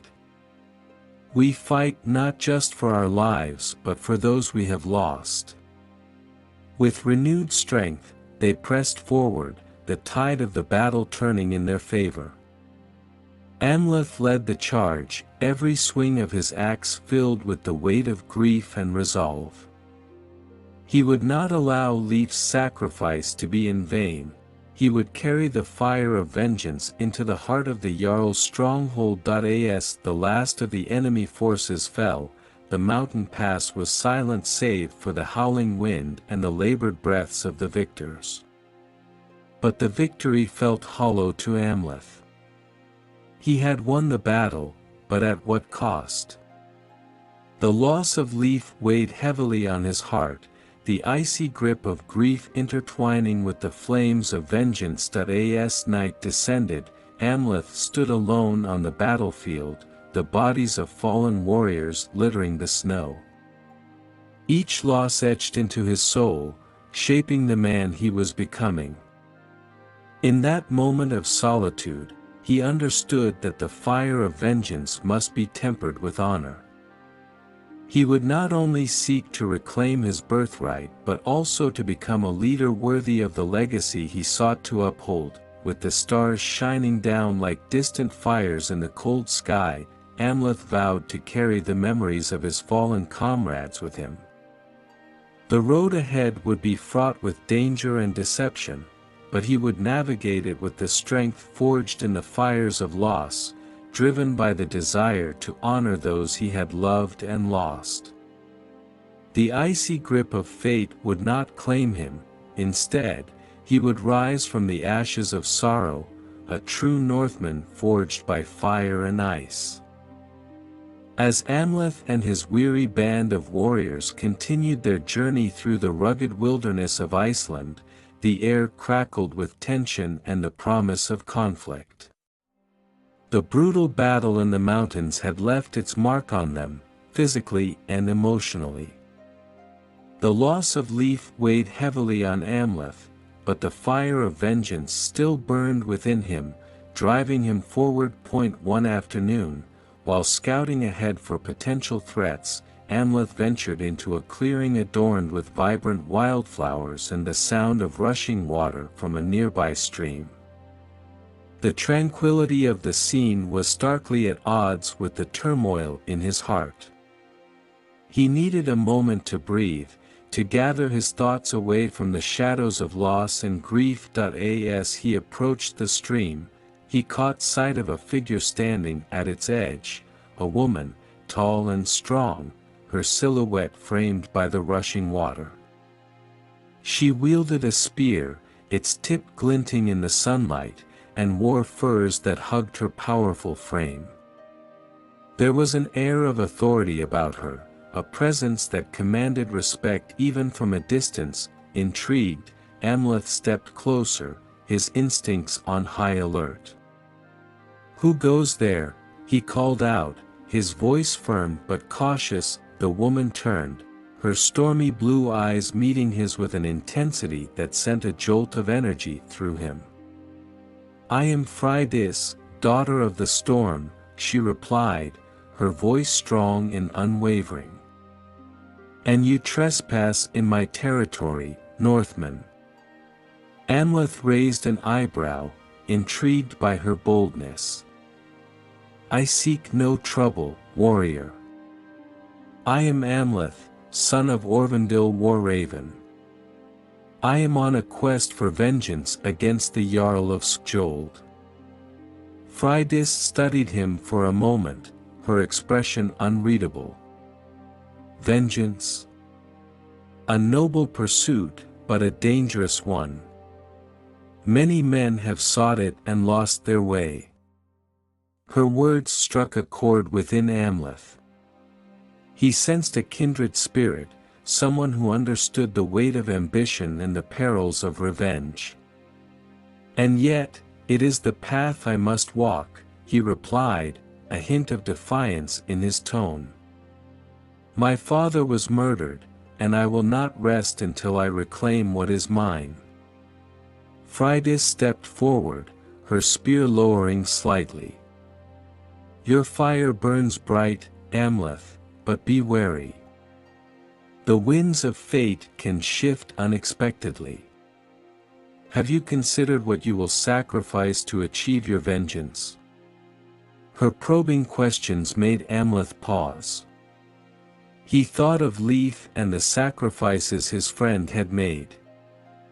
"I have lost much already," he admitted, the weight of his losses pressing heavily on him. "But I will not let those losses define me. I will use them as fuel." Freydis nodded, a flicker of respect in her eyes. "Perhaps you are not as reckless as I first thought. Many would charge into battle blind to the consequences." Their conversation deepened, the initial tension between them transforming into a burgeoning bond. As they spoke, Amleth found himself drawn to her fierce spirit and unwavering determination. Freydis was unlike any woman he had met before, unafraid to stand her ground, equally capable in battle, and fiercely independent. "You speak of vengeance, yet you tread a dangerous path," Freydis cautioned, her gaze unwavering. "You must also consider the hearts of those who follow you. A leader cannot be consumed by rage." Amleth felt a pang of understanding at her words. He had always viewed leadership through the lens of strength and decisiveness, but Freydis introduced a different perspective, one rooted in compassion and wisdom. "And how do you lead?" he asked, genuinely curious. "I lead by example," she replied, her voice steady. "Through honor and loyalty to my kin. It is a delicate balance, one that can easily tip into chaos." Their discussion turned into a friendly sparring match, each testing the other's skill with weaponry. Amleth marveled at Freydis's prowess. She moved with the grace of a predator, her strikes powerful yet precise. With every clash of their weapons, a complex relationship began to form, one filled with challenge, respect, and an undeniable spark of attraction. As the sun began to set, casting a warm golden glow over the landscape, Amleth found himself enchanted by her presence. Freydis's laughter danced through the air, lifting the heaviness that had settled over him since Leif's death. For the first time in days, he felt a glimmer of hope and connection. "I have a proposal for you, Amleth," Freydis said, her tone serious once more. "Join forces with me. I have warriors who will stand with you against the Jarl of Skjold. Together, we can strike harder than alone." Amleth considered her offer, the weight of her words hanging in the air. "Your warriors are fierce, and I would be honored to have them by my side. But will they follow me, a Northman seeking vengeance? They will follow a leader who shows them honor and strength," Freydis replied confidently. "Prove yourself, and they will rally to your cause." Amleth felt the fire of determination reignite within him. Freydis's fierce spirit matched his own, and together they could become a force to be reckoned with. "Then it is settled. We will fight together against our common enemy." As they sealed their alliance, Amleth sensed that their relationship was just beginning, a journey fraught with challenges and triumphs, complexities and unspoken tensions. The storm within both of them promised to be both fierce and beautiful, and Amleth felt a sense of purpose return. With Freydis by his side, he was no longer alone in his quest for vengeance. Together, they would forge a new path, navigating the tumultuous waters of fate, loss, and desire. The daughter of the storm had entered his life, and the world around them seemed to shift as they prepared to face the battles ahead, both on the battlefield and within their hearts. The journey through the rugged terrain of Iceland continued, but for Amleth, the path was becoming increasingly fraught with visions that haunted his thoughts. Late at night, as the campfire flickered and the wind howled outside their makeshift shelter, he found himself unable to sleep, the memories of his past surfacing with an intensity that left him breathless. Each night, he dreamed of his parents, their faces illuminated by the warm glow of a hearth. He saw his father, King Aurvandill War-Raven, with his proud demeanor, clad in armor that gleamed like the sun. Amleth, his father's voice echoed in the depths of his mind, deep and resonant, filled with authority and love. "You must be strong. The weight of the crown is heavy, but you carry it for those you love." Then, the image shifted to his mother, Queen Nessa, her gentle hands weaving a tapestry that told the story of their family's legacy. Her eyes sparkled with warmth as she smiled down at him. "My brave boy," she whispered, her voice like a soft caress. "Do not let anger consume you. Remember the love that binds us." Amleth awoke with a start, gasping for breath, the echoes of their voices still ringing in his ears. The dreams felt so real, so vivid, and yet they were but fleeting memories tinged with grief. As he sat up, the cold air bit at his skin, but it was nothing compared to the icy grip of sorrow that tightened around his heart. Each vision left him more restless than the last, a reminder of the life he had lost and the promises he had yet to fulfill. They haunted him, taunting him with the warmth of love and the stark reality of betrayal that had shattered their family. The emotional turmoil roiled within him, a storm of conflicting feelings that threatened to consume him. With each passing day, the weight of his parents' absence pressed heavily on Amleth's chest. The grief was an unyielding presence, wrapping around him like a shroud.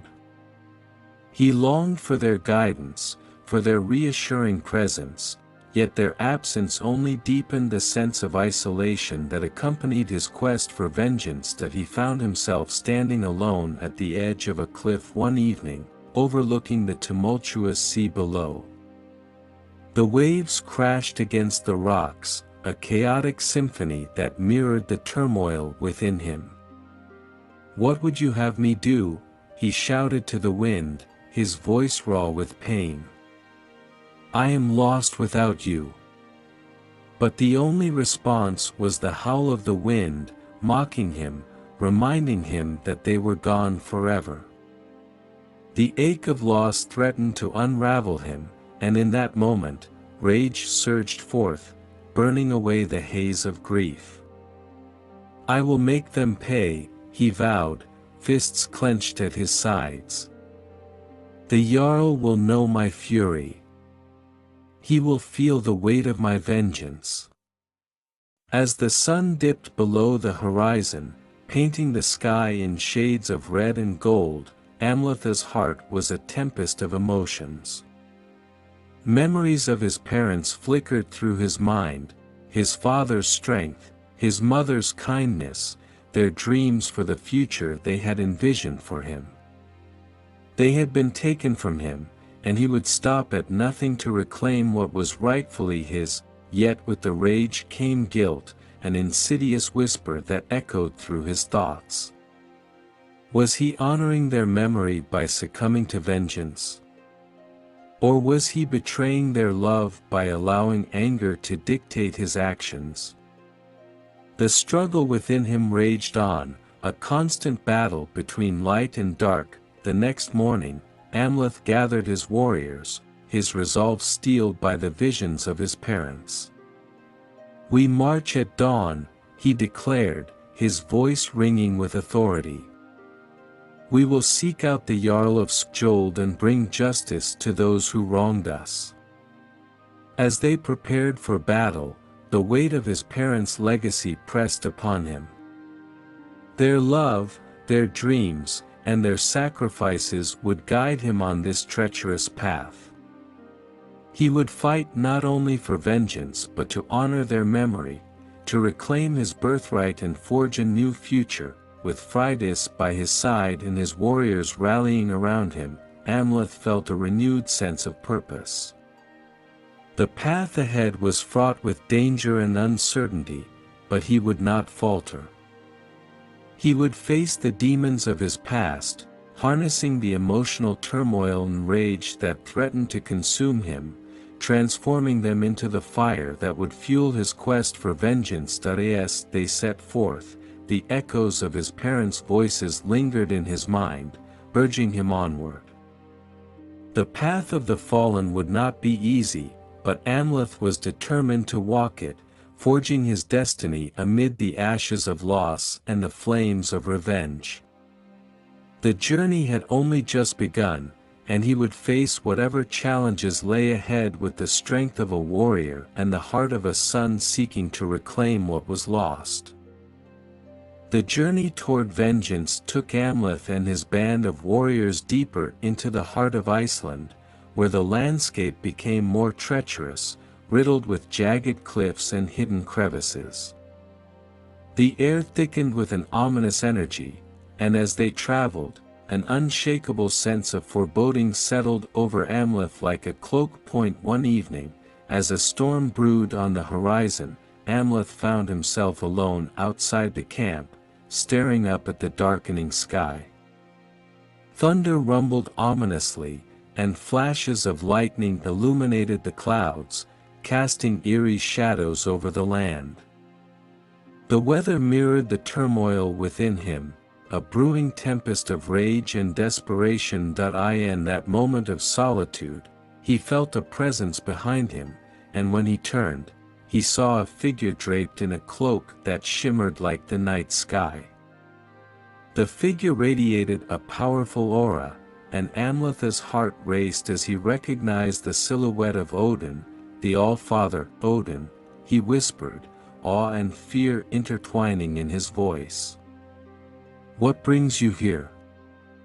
The figure stepped forward, revealing a face lined with wisdom and age, yet possessing an intensity that burned like a flame. "You stand on the precipice of a great storm, Amleth, son of Aurvandill. Your path is fraught with vengeance, but it is a treacherous road." "I seek justice for my father and mother," Amleth replied, clenching his fists. "I will not rest until the Jarl of Skjold pays for his crimes." Odin regarded him with piercing eyes, a mix of admiration and caution. "Vengeance is a path many have tread, yet few emerge unscathed. The gods watch your every move, and the favor of Valhalla is not given lightly." Amleth felt a rush of anger at the implication that his motivations were being scrutinized by divine forces. "I do not seek favor, I seek retribution. My parents deserve to be avenged, and I will do what must be done." "Revenge can blind even the noblest of hearts," Odin warned, his voice like thunder. "Your fury is a double-edged sword. What you seek may lead you to darkness." Amleth's heart pounded in his chest, the weight of Odin's words pressing upon him. "Then grant me the strength to carry out my vengeance without losing myself. I will do whatever it takes to honor my parents' legacy." With a wave of his hand, Odin conjured visions in the stormy sky, revealing scenes of warriors battling in the fields of Valhalla, their spirits soaring toward the heavens as they fought bravely. In Valhalla, warriors are chosen not merely for their prowess in battle but for the honor in their hearts. To earn a place among the slain, one must embody valor, not just vengeance. The images twisted and darkened, showing the consequences of unbridled rage, warriors consumed by their desires, lost to the madness of revenge, their souls wandering the realms in torment. Do not let your rage be your downfall, Amleth. Control it, do not let it control you. Amleth clenched his jaw, wrestling with the weight of his emotions. How can I control it when all I feel is loss and betrayal?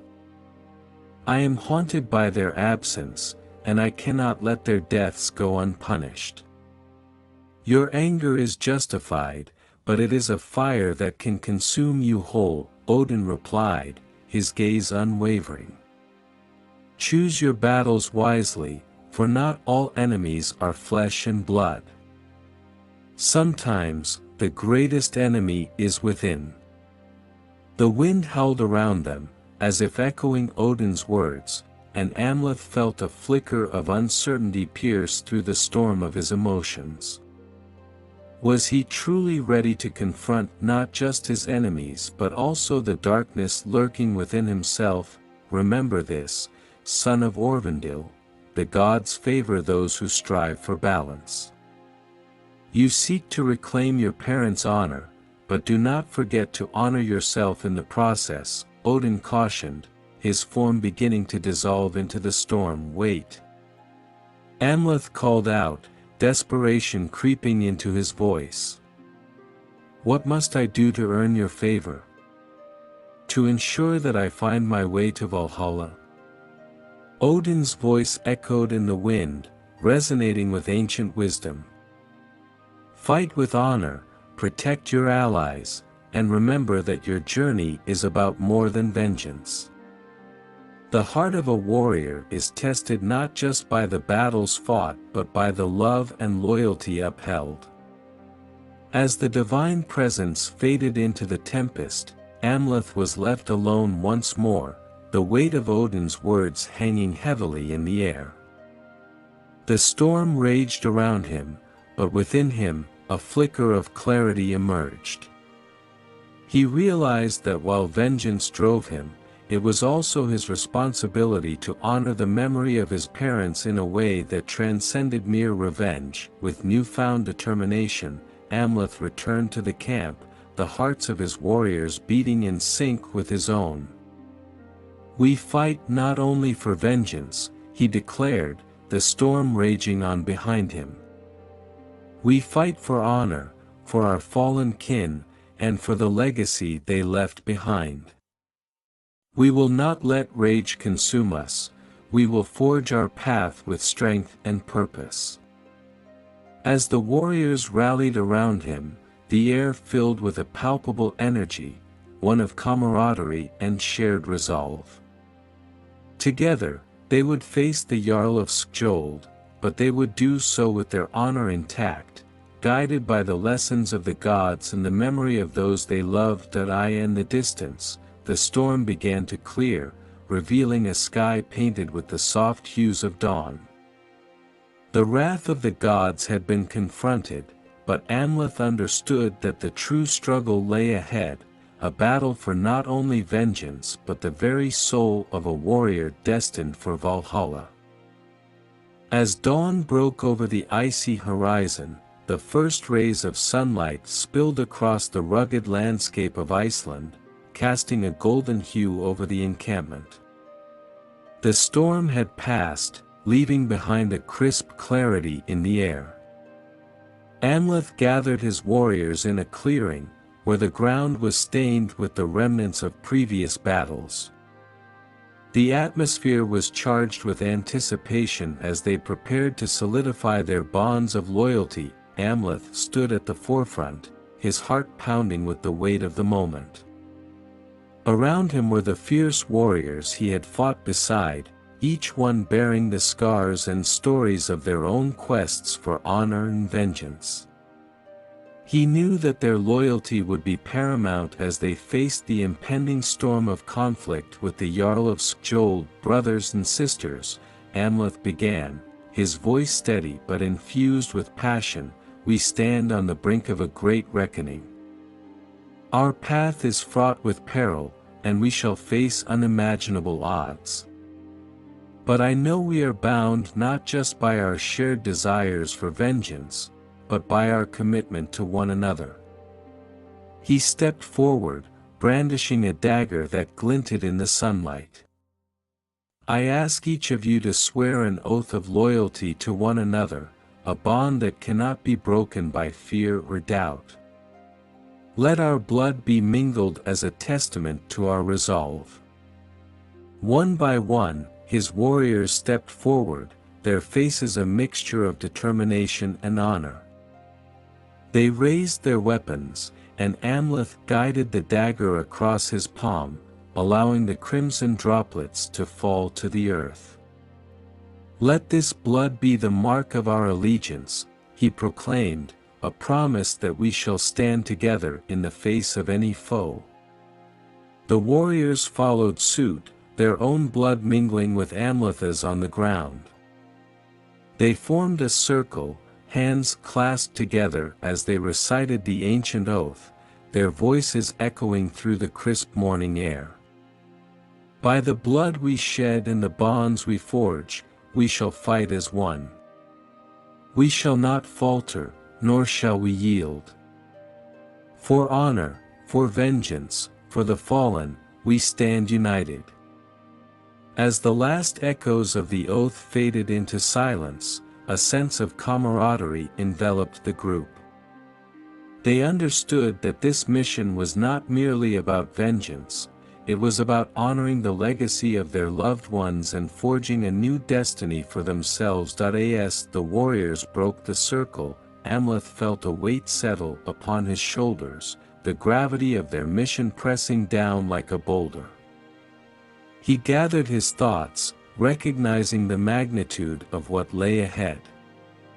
"This is not just a quest for revenge," he said, his voice low but steady. "This is a fight for our future, for the legacy we will leave behind." He gazed into the eyes of his warriors, each one a testament to the struggles and sacrifices they had endured. "We must remember that our actions will resonate through the ages. The choices we make today will echo in the halls of Valhalla, shaping our fates as well as the fate of our kin." A murmur of agreement rippled through the group, and Amleth continued, his resolve hardening. "The Jarl of Skjold may have wronged us, but it is not just his blood we seek, it is the protection of our home, our families, and the honor of our fallen.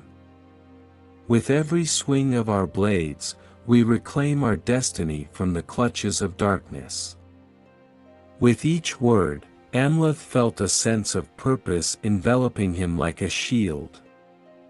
He knew that the upcoming battle would be fraught with challenges, testing not only their physical prowess but also their mental fortitude.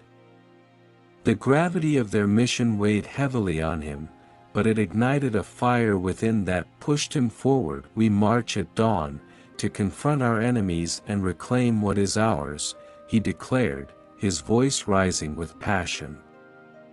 "We do so not as mere warriors seeking vengeance, but as a family united by blood and honor. Together, we will show the world that the Northmen are a force to be reckoned with." As the warriors rallied around him, the bonds forged by their blood oath solidified their purpose. They would fight not just for themselves, but for the memory of those who had fallen, their hearts filled with the resolve of warriors destined for greatness. The sun climbed higher, bathing the land in warmth as Amleth led his warriors forward, determination etched on their faces. They were bound by blood and loyalty, prepared to face whatever awaited them. With the gravity of their mission fueling their spirits, they would carve their names into history, leaving a legacy of honor and vengeance that would resound through the ages. As Amleth and his warriors prepared for the impending battle, an insatiable curiosity gnawed at him, pulling him toward the remnants of the past. Late one night, after the camp had settled into a quiet lull, he decided to seek answers about the shadows that loomed over his family's legacy. He ventured to a secluded cave rumored to hold the secrets of his lineage. The entrance was hidden by thick vines, and as he stepped inside, the air turned cool and damp, filled with the faint scent of moss and ancient earth. The flickering torchlight illuminated the cavern walls, revealing carvings that depicted scenes from a time long forgotten, his ancestors engaged in battle, feasts, and the solemn rites of their people. As he ventured deeper into the cave, Amleth's heart raced. He ran his fingers along the etchings, feeling the weight of history settle upon him. Suddenly, a glimmer caught his eye, a small altar adorned with offerings and relics left by those who had sought guidance from the past. Among them lay a worn leather-bound book, its pages frayed and yellowed with age. Gingerly, Amleth opened the book, his breath hitching as he scanned the entries. The words danced before him, weaving a tale of glory and despair. He discovered stories of his ancestors, noble warriors who had fought valiantly for their kingdom, but also tales of betrayal that had shattered their bloodline. As Amleth read on, he learned of a great schism that had divided his family generations ago, an internal conflict spurred by greed and ambition. The narrative told of a treacherous cousin who had sought to claim the throne for himself, leading to a bloody civil war that had torn their kingdom apart. It was a battle that had not only claimed lives but had stained the very soil of their homeland with betrayal. This is the legacy of my family. Amleth whispered, feeling a tumult of emotions rise within him. The very blood that coursed through his veins was tainted by treachery, casting a shadow over the honor he so desperately sought to reclaim. A chill swept through the cave as he absorbed the weight of this revelation. He realized that the sins of the past had far-reaching consequences, and the threads of betrayal were woven deeply into the fabric of his lineage.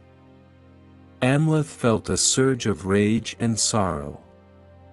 The blood oath he had sworn with his allies now took on a new significance. It was not just a promise to avenge his father's death, but also a commitment to break the cycle of betrayal that had plagued his family for far too long. As he continued to flip through the pages, a particular entry caught his eye, detailing a prophecy that spoke of a warrior who would rise from the ashes of betrayal to restore honor and unity. The words resonated within him, igniting a flicker of hope amid the darkness. Perhaps this is my destiny, Amleth murmured, the fire of determination reigniting in his heart. I will not let my family's past define me. I will forge a new path. Just then, a noise echoed from the cave entrance, breaking Amleth's concentration. He turned, hand instinctively resting on the hilt of his sword. Emerging from the shadows was one of his allies, a fierce warrior named Eirik, who had been following him. Amleth, I was worried, Eirik said, his brow furrowed with concern. I felt your turmoil from afar. What have you found? Amleth's gaze remained fixed on the book as he held it up, the flickering light catching the gold insignia of his family crest on the cover. The secrets of our lineage, Eirik. Our family was once noble, but betrayal has marred our bloodline. We are not just fighting for vengeance, we are fighting to reclaim our honor. Eirik stepped closer, eyes scanning the inscriptions. This history is heavy, but it is ours to bear. It's our turn to change the narrative. We can rise from this darkness and write a new story, one of loyalty, strength, and unity. Amleth nodded, his resolve solidifying. Yes, we will break the chains of betrayal. I will not let my family's history dictate our future. With you and our allies beside me, we will stand as a force to be reckoned with. Together, we will carve a new legacy. With a newfound sense of purpose, Amleth and Eirik left the cave, the weight of their ancestors' betrayals lingering in their minds but now transformed into fuel for their mission. As they rejoined their comrades, Amleth felt the spirit of his ancestors guiding him, urging him to embrace his destiny. That he was no longer just a prince seeking revenge, he was a warrior determined to reclaim his family's honor and protect those who stood by his side. The whispers of the past had unveiled not just the darkness of betrayal but also the possibility of redemption, a chance to rise from the ashes and forge a future that would honor the fallen and unite his people once and for all.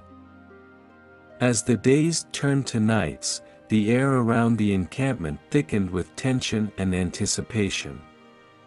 Amleth stood atop a rocky outcrop overlooking the fjord, the icy winds whipping through his hair. Below him, his warriors bustled with preparations, sharpening their blades and fortifying their defenses for the final confrontation with the Jarl of Skjold. The once peaceful landscape now mirrored the storm brewing within him, torches flickered against the growing shadows as night fell, casting an eerie glow over the gathering warriors. The sound of clashing metal echoed as they trained rigorously, pushing their bodies to the limit in preparation for the battle that lay ahead. Amleth watched them, pride swelling in his chest. Each warrior represented not just an ally but a family united by a common cause, a cause that had come at a steep cost. "Ready your swords, brothers," he shouted, his voice booming across the encampment. "Tomorrow, we fight not only for vengeance but for our honor, our families, and our futures. Each of you carries the spirit of our fallen kin, and we will make their sacrifice count." The response was a chorus of fierce shouts and raised weapons, igniting a fire within Amleth's heart. They were ready, he could feel it. Yet, as he prepared his men, a nagging unease twisted in his gut, a sense of foreboding that refused to be shaken off. As night deepened, Amleth retreated to his tent, seeking solace amid the chaos. He lit a small fire, its warm glow contrasting sharply with the cold reality of the coming battle. He sat in silence, staring into the flames, grappling with the turmoil within him. Memories of his parents haunted him, their laughter, their love, and the betrayal that had robbed him of everything. His thoughts spiraled into darkness as he contemplated the blood that would be shed in the name of vengeance. "Is this truly the path I must take?" he whispered to himself, a knot forming in his throat.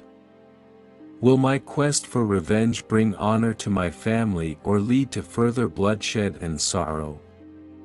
The weight of his responsibility bore down on him.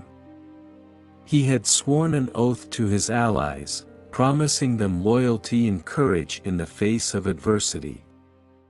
But what if that loyalty came at the cost of their lives? What if his thirst for vengeance blinded him to the greater good? He remembered the stories of the ancient kings, their legacies marred by their unquenchable desire for power and revenge. "Am I destined to repeat the mistakes of those who came before me?"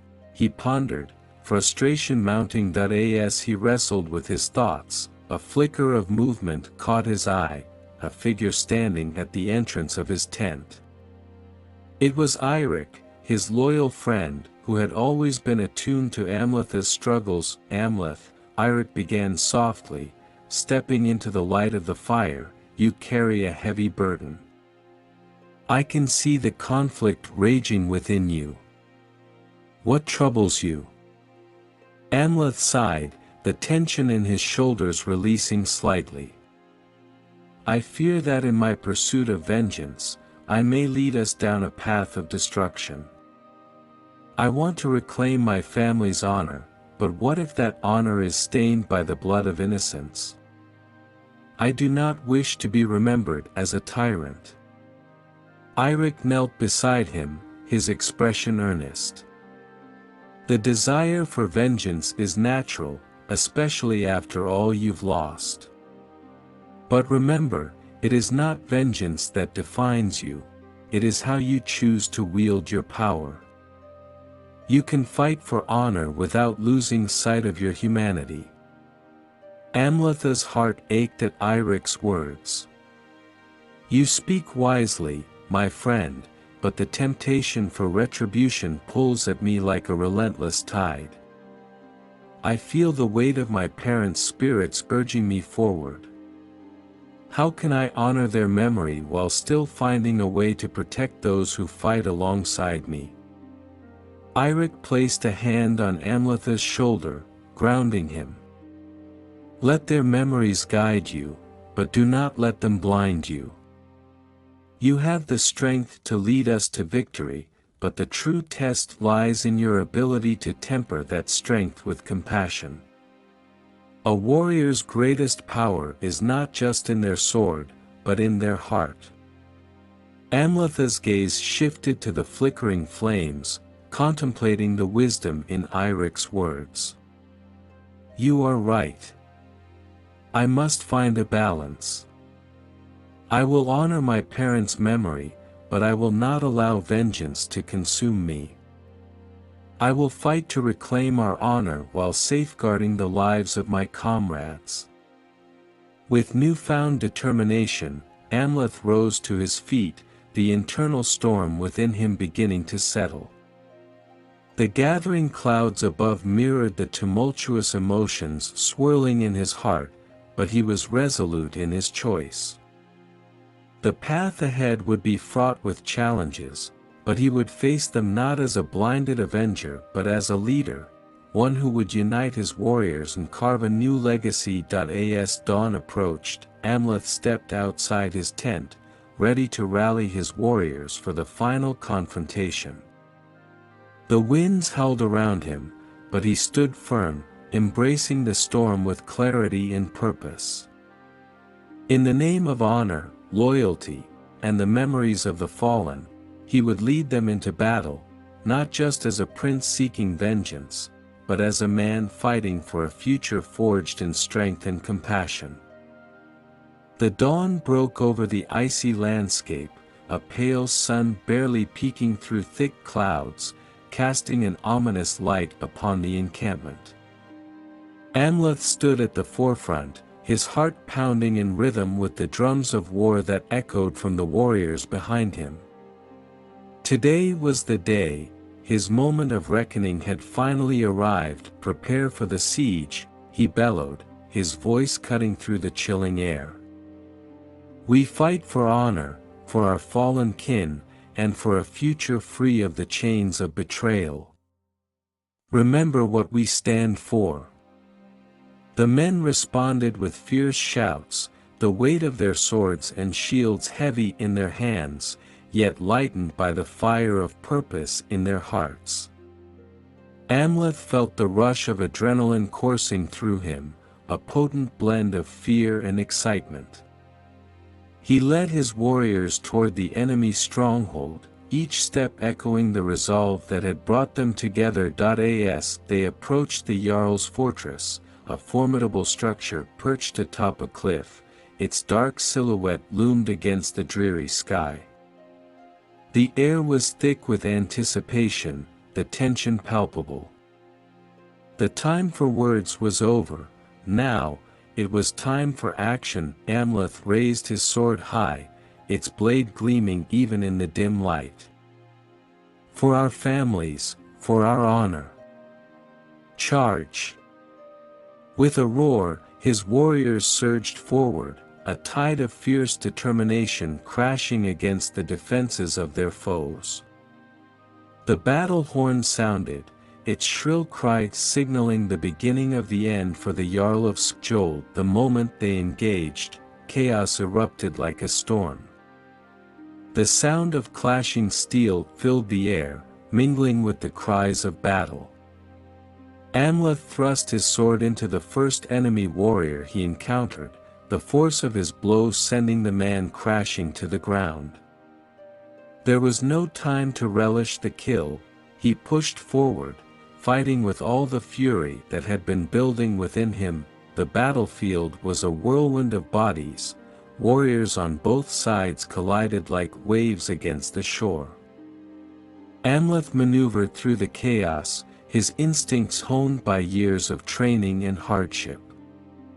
He ducked under a swing from a rival soldier and retaliated with a swift strike, severing the man's arm. Blood splattered across his armor, the metallic scent thick in the air, yet amidst the fury, the scene was jarring. Faces twisted in rage and fear, the shrieks of the wounded and dying rising like a wretched symphony. Amleth's heart pounded in his chest, each beat resonating with the weight of his choices.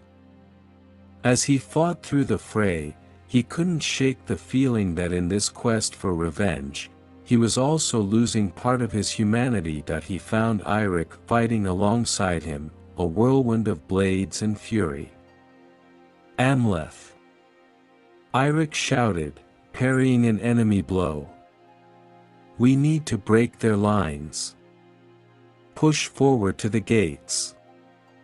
With renewed determination, Amleth rallied his men, carving a path toward the stronghold's entrance. He saw glimpses of his allies fighting valiantly, their faces determined yet weary. They were fighting for each other, their shared bonds solidifying like iron in the heat of battle. The clash of swords was relentless, the din of combat a cacophony that threatened to overwhelm him.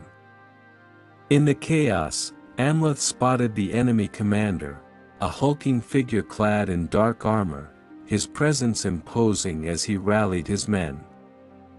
The Jarl of Skjold was as feared as he was ruthless, and Amleth's heart quickened at the thought of confronting him. Let's finish this.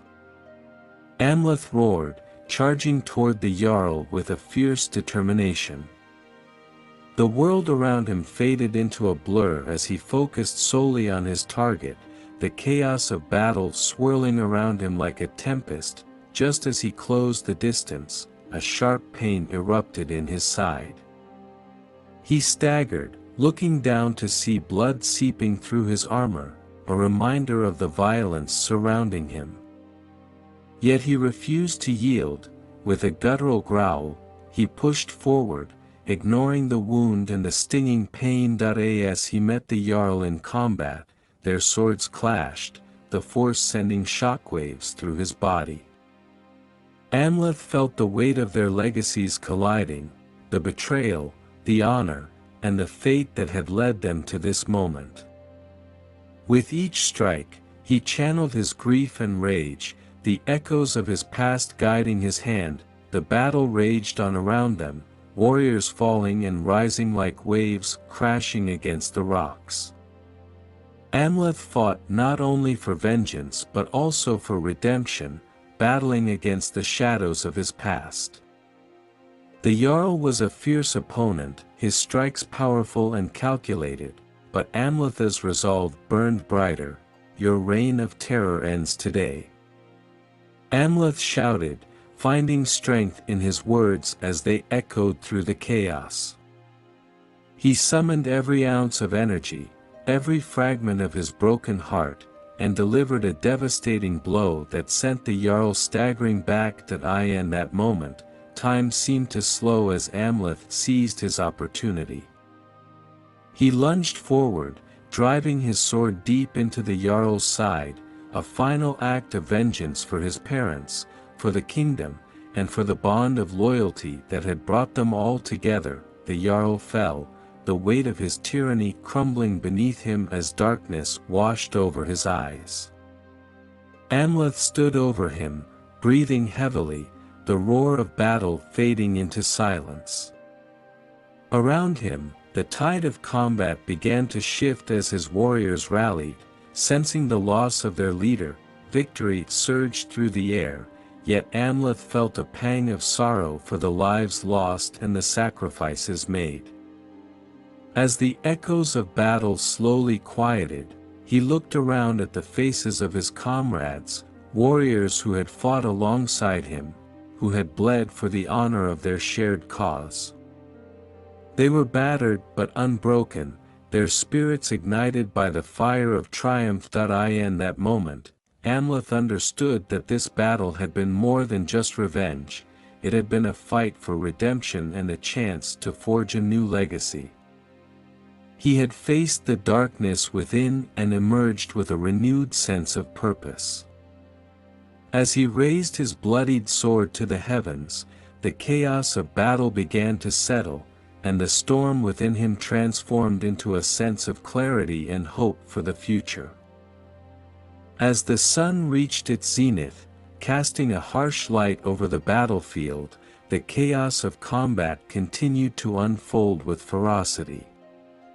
The air was thick with the acrid smell of sweat and blood, mingled with the cries of the fallen and the clash of metal. Amleth stood at the heart of the storm, the weight of destiny heavy upon his shoulders. Having slain the Jarl, the tide of the battle seemed to hang in the balance. But as Amleth surveyed the chaos surrounding him, he he felt a tremor of uncertainty ripple through his warriors. The enemy, though leaderless, fought with a primal fury, unwilling to yield even in the face of their commander's demise, pressed the attack. "Don't let their fear take hold," Amleth bellowed, rallying his men. His voice cut through the din, igniting a spark of determination within his allies. Yet even as he spoke, he felt the ground beneath him tremble.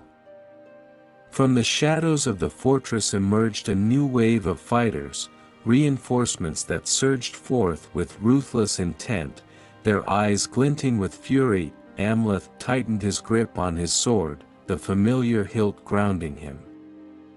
The odds were shifting, and he could feel the pulse of fate thrumming in his veins. This was the pivotal moment, the point at which legends could be born or broken. With a battle cry that reverberated through the chaos, Amleth charged forward, his heart a blazing inferno of fury and determination. He fought not just for vengeance now, but for the very soul of his people, for the future he envisioned beyond this day. His warriors followed, their spirits lifted by his tenacity, yet, as they clashed with the enemy, it became clear that the odds were increasingly stacked against them. The enemy reinforcements, skilled and relentless, descended upon Amleth's men like a storm. One by one, his warriors fell, and with each loss, the weight of desperation threatened to crush him. Amleth found himself surrounded, his sword whirling in a deadly dance as he faced multiple foes. He parried blows, thrusting and slicing with precision, yet fatigue clawed at his limbs. He could feel the drain of battle in every muscle, the toll of vengeance weighing heavy upon his heart. Amidst the chaos, a hulking figure emerged, a champion of the enemy, his armor a patchwork of scars and blood, a monstrous visage that seemed to embody the fury of the battlefield. The man wielded a massive axe, his presence alone instilling fear in the hearts of Amleth's warriors. "Is this the great prince they speak of?" the enemy champion taunted, his voice deep and mocking. "Come to claim revenge? You will find only death here." Amleth narrowed his eyes, igniting the fire within. "I am no mere prince. I am the fury of the north, and I will not fall today." With that, he surged forward, meeting the champion in a clash that echoed through the battlefield. Their swords met with a resounding crash, sending shockwaves through the air. The world around them blurred as they fought, each strike a testament to their resolve. The champion was powerful, his strikes heavy and unyielding, but Amleth had something to fight for, something that transcended mere revenge. He remembered the faces of his parents, the lives lost to betrayal, and the warriors who fought alongside him. Drawing upon their strength, he pushed himself beyond the limits of his body, igniting the fury that had been building within him. "Fight! Fight for our fallen kin," he roared, his voice breaking through the haze of battle. With each word, he felt the spirit of his warriors rallying behind him, their resolve reigniting as they witnessed their leader standing against the tide. The champion lunged forward, aiming for Amleth's midsection, but Amleth sidestepped just in time, feeling the rush of wind as the axe barely missed its mark. In a swift motion, he pivoted, bringing his sword down with all his might, aiming for the champion's exposed side. The blade connected, slicing through armor and flesh, and the enemy champion staggered back, shock written across his face. But Amleth knew the fight was far from over. He could see the determination in the champion's eyes as he steadied himself, the fury igniting a wild rage. Around them, the battle raged on, bodies colliding like thunder. Amleth could hear the desperate cries of his warriors, the sound of clashing steel echoing in his ears.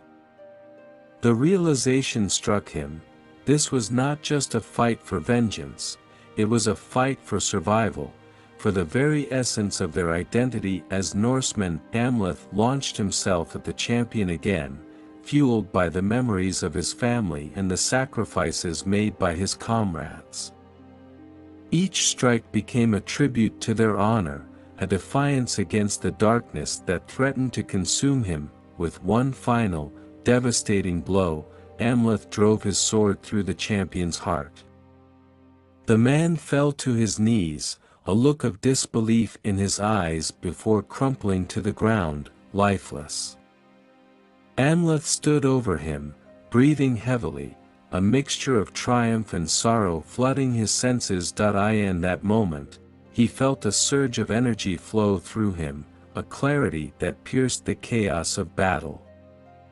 His warriors rallied around him, inspired by his determination, and the tide began to shift in their favor. Push forward. Amleth cried, his voice rising above the cacophony. For our honor. For our families. Today, we reclaim what is rightfully ours. With renewed vigor, the Northmen surged forward, the chaos of battle morphing into a symphony of triumph. The enemy, now shaken by the loss of their champion, faltered, their ranks breaking under the relentless advance of Amleth's warriors. As the battle reached its zenith, Amleth knew that while vengeance had brought him to this moment, it was the bonds forged in the heat of conflict that would shape the future of his people. They fought not just for revenge, but for a legacy built on honor, loyalty, and the unyielding spirit of the North. As the echoes of battle faded into the distance, Amleth felt a shift in the atmosphere, a heavy stillness settling over the remnants of the chaotic clash. The cries of the wounded mingled with the rustling of the wind, creating a haunting melody that mirrored the turmoil within him. With every step, his heart raced, the weight of vengeance drawing him toward a reckoning he had long awaited. He moved through the remnants of the battlefield, stepping over fallen foes and comrades alike, each face a reminder of the price of war. Blood painted the ground a deep crimson, and the scent of iron filled the air. Amleth's gaze locked onto the distant stronghold, where the true embodiment of his anguish awaited, the man responsible for the murder of his family, Gorm the treacherous. Gorm had been a shadow in Amleth's past, a whisper of betrayal that had haunted him since the night of his parents' death.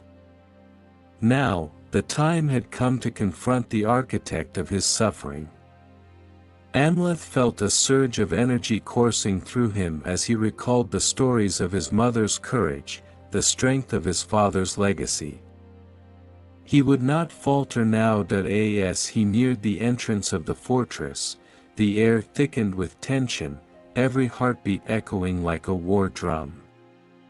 The memories of his childhood flooded back, the warmth of his mother's embrace, the wisdom in his father's eyes. They had been taken from him, and now he would reclaim their honor. Pushing open the heavy wooden doors, Amleth stepped into the dimly lit hall of the stronghold. Torches flickered, casting eerie shadows along the stone walls, and the sound of his footsteps echoed like a prelude to a grim symphony.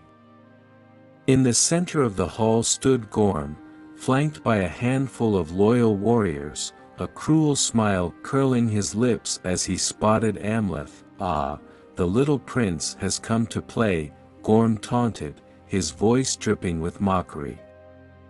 "How fitting that you arrived just in time to witness your own demise." Amleth's grip tightened around the hilt of his sword, his resolve unwavering. "You will pay for what you have done, Gorm. You took everything from me, but now your time is over." The hall fell silent, the air thick with anticipation. Gorm's warriors shifted uneasily, aware of the animosity crackling between the two men. "You think you can challenge me?" Gorm sneered, stepping forward with an air of arrogance. "You are nothing but a child playing at war." With a fierce cry, Amleth lunged forward, the blade of his sword gleaming with purpose. The clash of metal rang out as Gorm raised his own weapon, a wickedly curved dagger that had tasted blood more than once.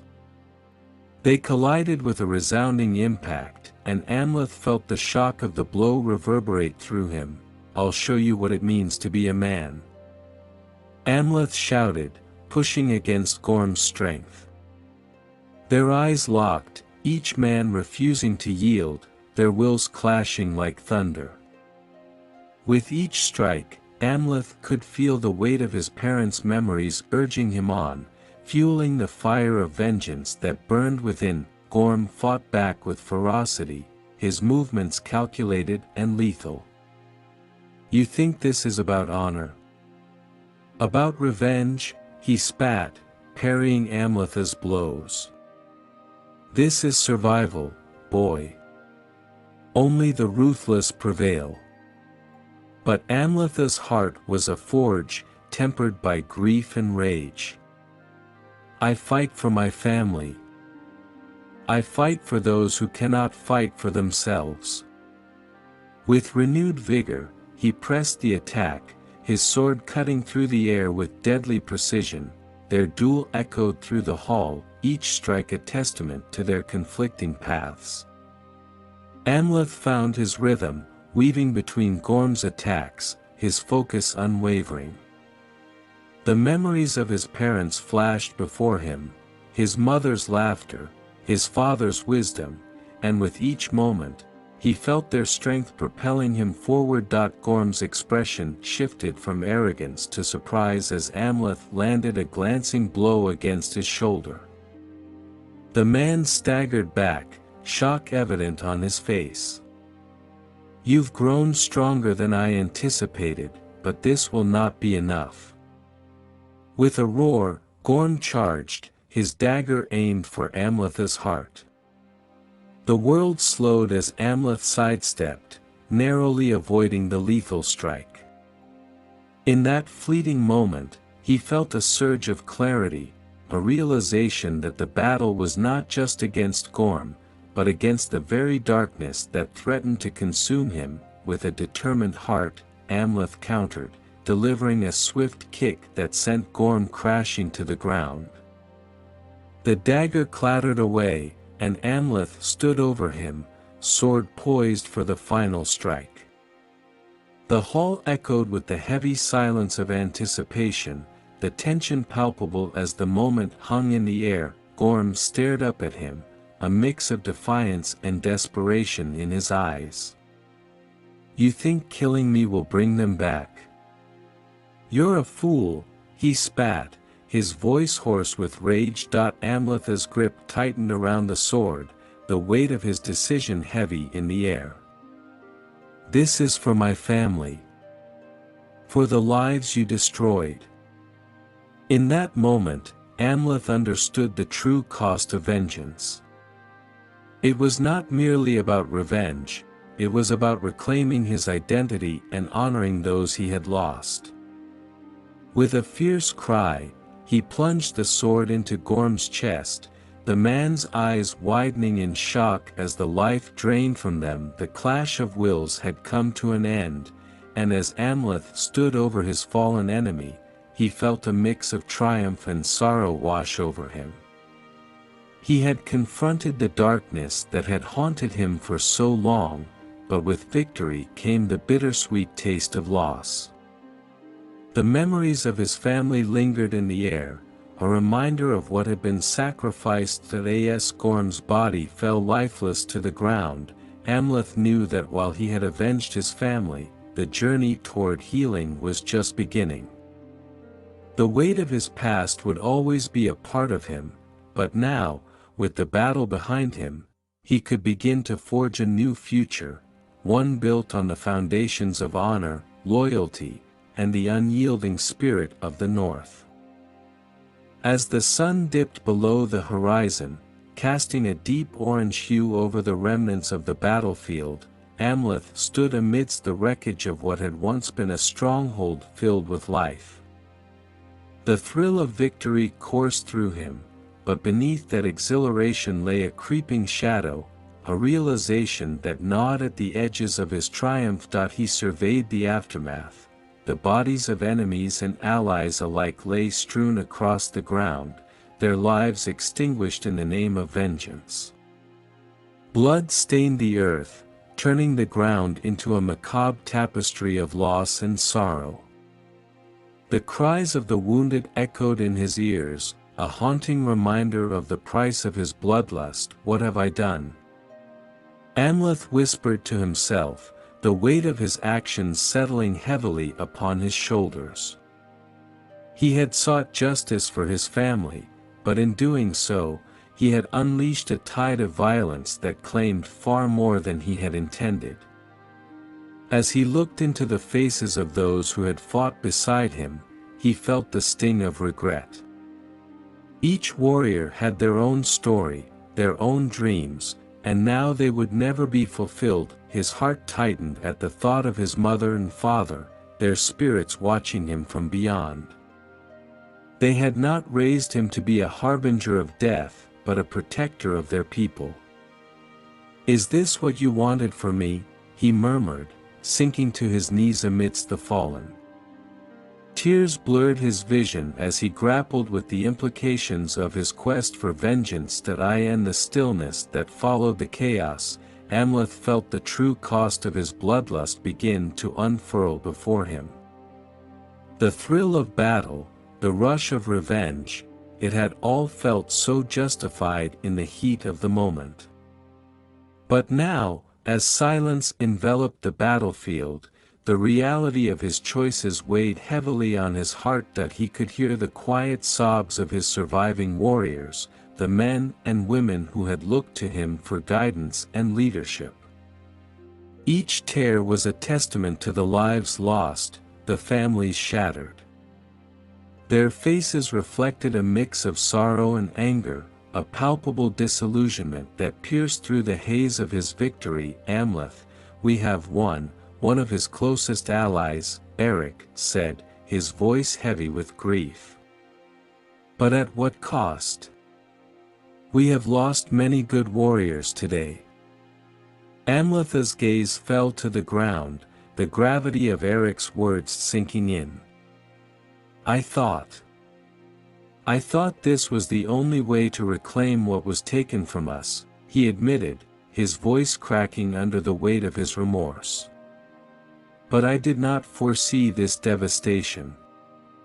Eric stepped closer, placing a hand on Amleth's shoulder. "You fought valiantly, and your strength inspired us all.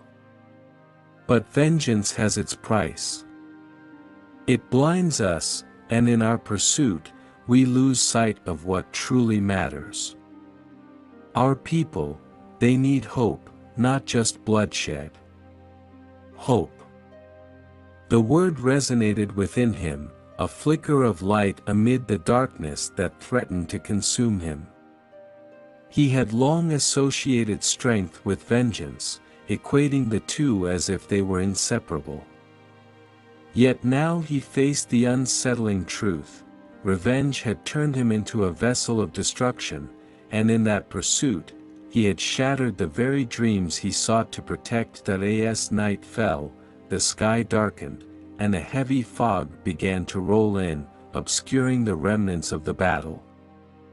Amleth could feel the chill of despair creeping into his bones, the realization that his quest for vengeance had not only claimed the lives of his enemies but had also dimmed the light of his own humanity. In that moment of reflection, Amleth knew he could not continue down this path.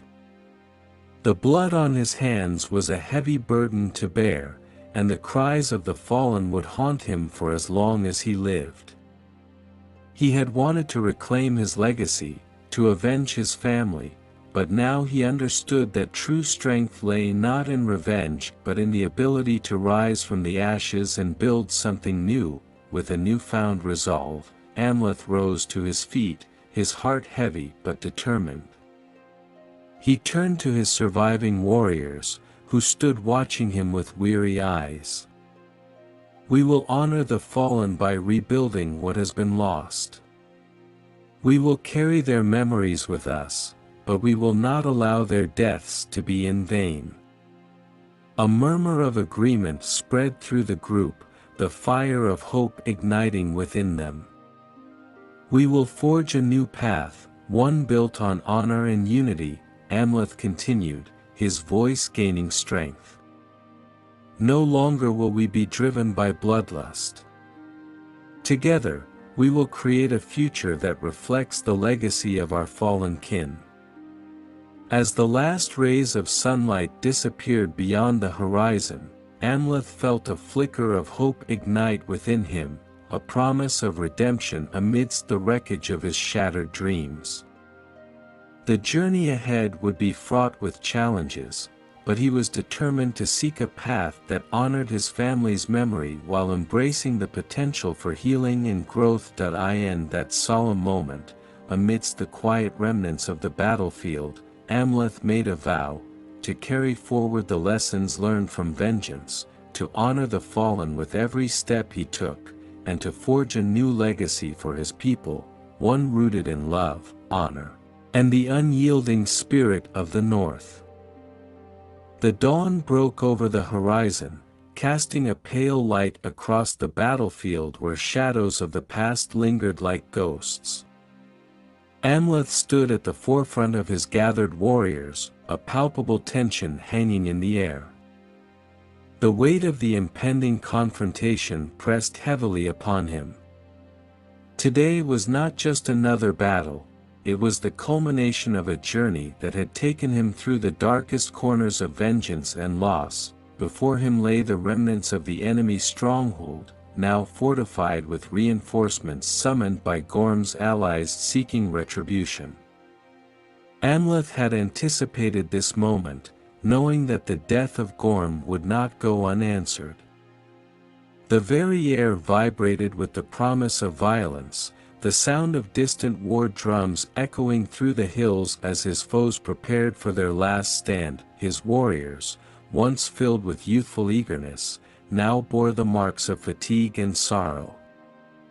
The loss of comrades weighed heavily on their hearts, and as Amleth looked into their eyes, he saw not just fierce determination, but also doubt.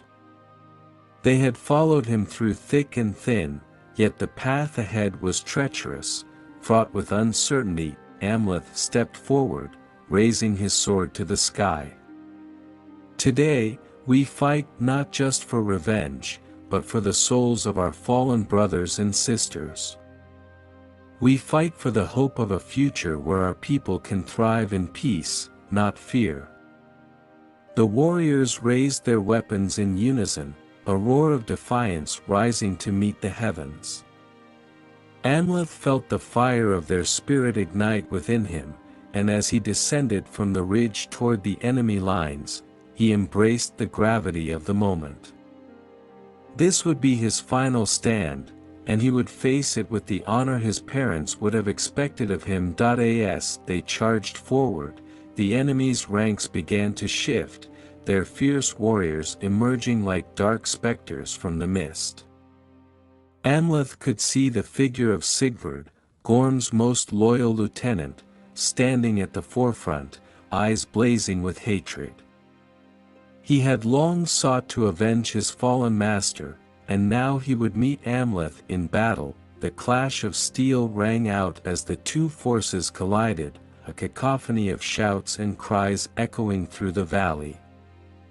Amleth fought with the ferocity of a cornered beast, his sword cleaving through foes as he pushed forward, seeking out Sigurd amidst the chaos. Each strike was imbued with the memories of his parents, a reminder of what was at stake. In the heart of the melee, he finally caught sight of Sigurd, his dark armor glinting ominously in the morning light.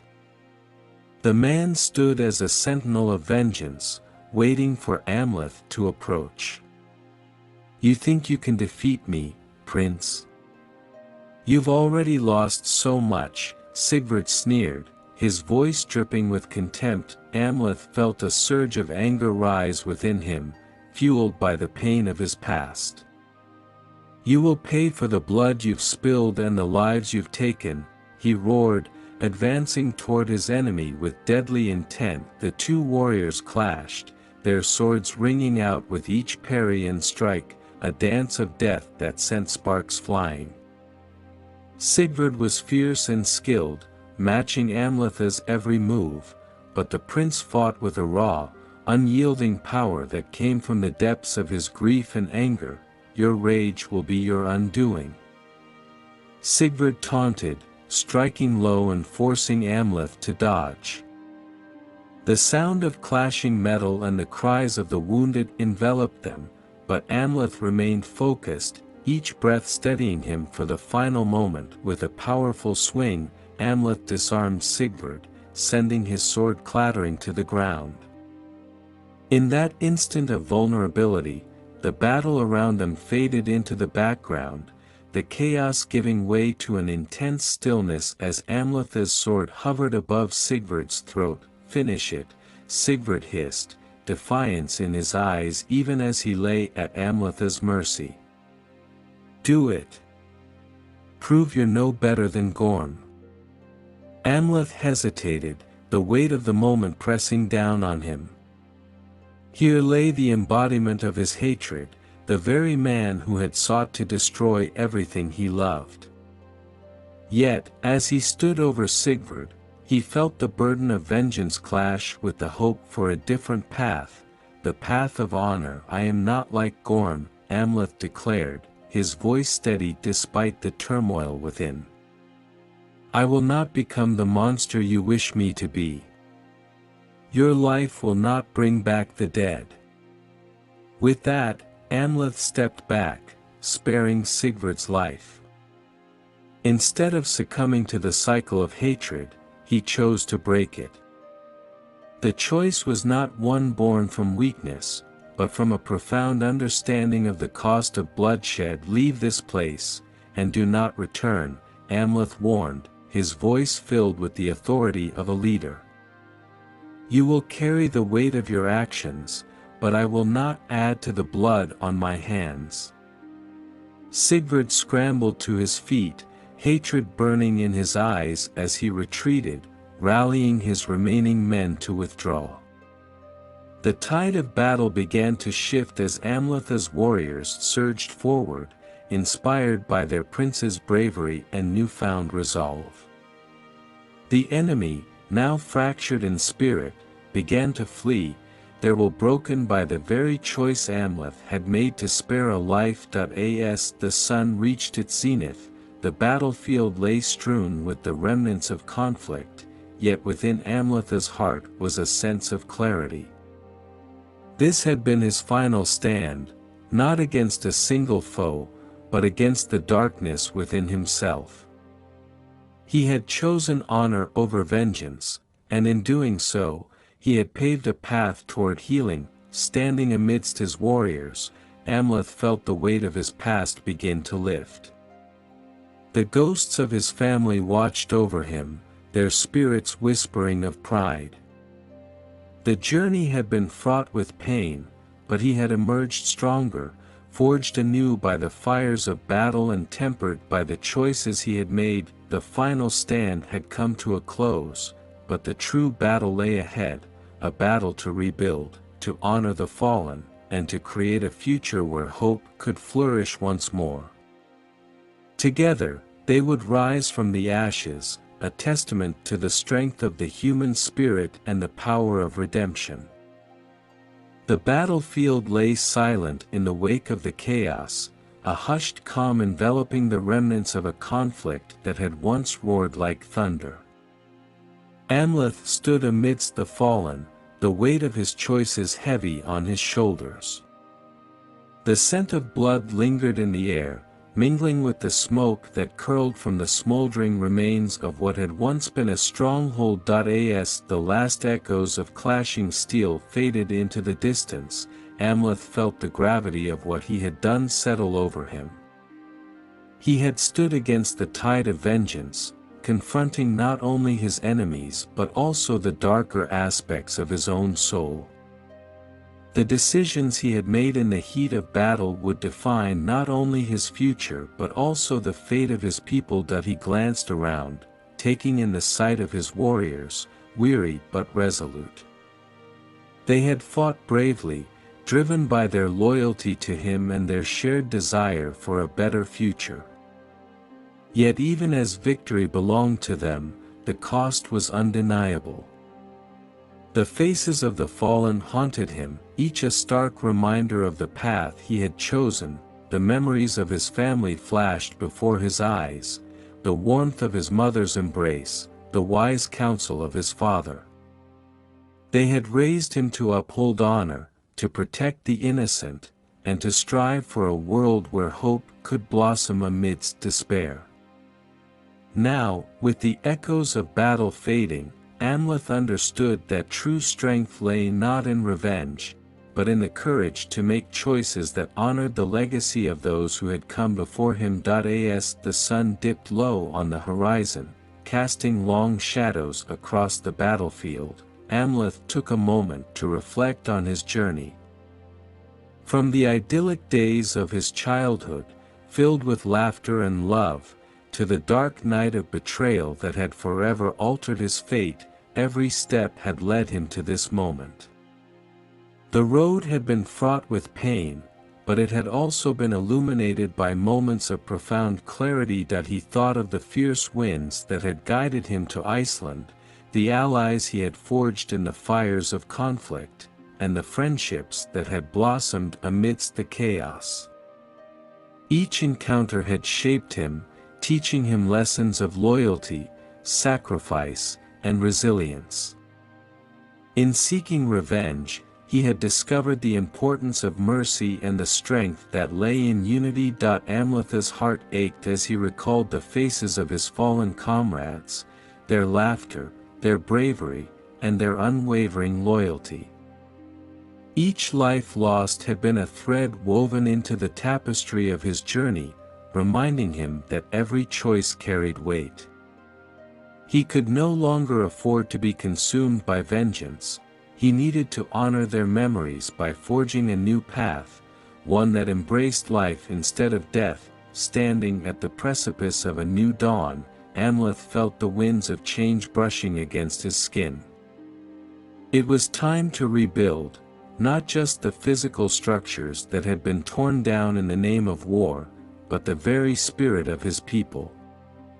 He had witnessed the destructive nature of revenge, and now he was determined to foster hope. As the stars began to twinkle in the night sky, Amleth closed his eyes, allowing the cool breeze to wash over him. He could almost hear the echoes of Valhalla, the sacred hall where the brave would gather. It was a place of honor, where the souls of warriors would find peace.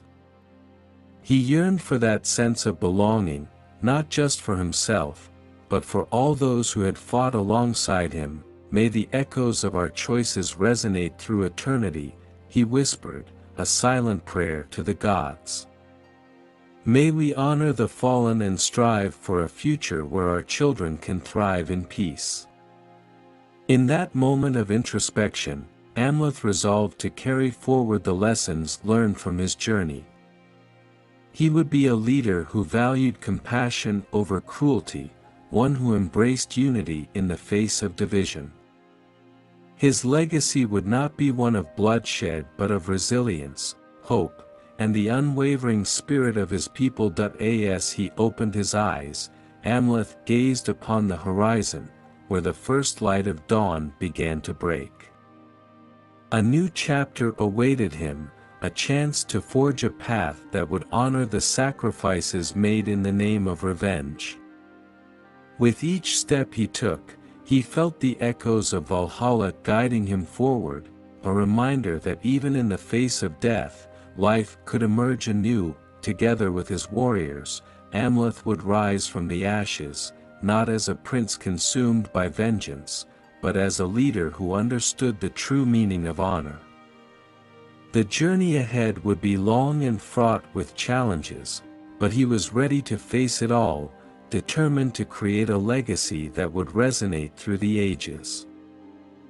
The dawn of a new day broke over the battlefield, bathing the land in soft golden light. Amleth stood amidst the remnants of the confrontation, the air thick with the scent of earth and smoke. The once vibrant colors of life had dulled into the muted tones of loss and sacrifice. Around him lay the marks of a fierce struggle, broken shields, discarded weapons, and the bodies of those who had fought for their beliefs, both friend and foe alike. As the initial adrenaline of victory faded, the weight of reality began to settle in. The sound of mourning and quiet reflection replaced the battle cries, echoing the price paid for the conflict. Amleth moved among his warriors, sharing in their grief as they tended to the fallen and honored their memories. The faces of those lost weighed heavily on his heart, each one a reminder of the choices made and the journey taken. With each step, Amleth felt a deep sense of responsibility wash over him. The confrontation had not only been a battle against Sigurd but a reckoning with the cycle of vengeance that threatened to consume him. He understood now that the legacy he wished to leave behind would not be defined by the bloodshed he had witnessed, but by how he chose to rebuild in its wake. Amleth gathered his remaining warriors around a makeshift fire, their faces illuminated by the flickering flames. "We have lost much, but we have also gained a chance to create something new," he began, his voice steady and strong. "Our path forward must honor those who fought bravely by our sides. They deserve a future unmarred by the hatred that once fueled us." His words resonated with the men and women gathered around him, igniting a shared resolve. They had come to understand that victory came at a cost, and the true strength of a warrior lay not only in the ability to fight but in the courage to forgive and forge ahead. In the days that followed, Amleth set to work transforming the remnants of the battlefield into a sanctuary of healing and remembrance. With the aid of his loyal warriors, he constructed a monument honoring the fallen, a place where stories could be shared and memories cherished. It became a gathering point for both allies and former enemies, a testament to the power of unity and shared experience. As he moved through the land, Amleth sought to bridge the divides that had existed between the clans of Iceland. He understood that the only way to honor the memory of those lost was to create a legacy built on cooperation rather than conflict. He reached out to local leaders, inviting them to join in a council aimed at fostering peace and collaboration. The journey was not without its challenges. Old grudges and suspicions surfaced as he sought to unite the clans, but Amleth remained steadfast in his mission. He recounted tales of the battle, emphasizing the futility of revenge and the importance of embracing a shared future.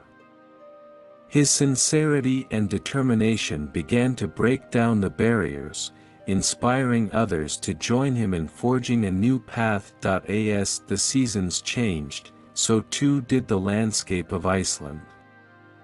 The scars of the recent battle faded, replaced by vibrant fields and blossoming flowers. The council Amleth had formed began to bear fruit, and alliances were forged that transcended the boundaries of clan and rivalry. Together, they worked to create a land where future generations could thrive, unburdened by the shadows of the past. Amleth also took time to reflect on his personal journey. He had faced the darkness within himself and emerged transformed. No longer was he merely the vengeful prince seeking retribution, he was now a leader driven by compassion and a vision for a brighter future.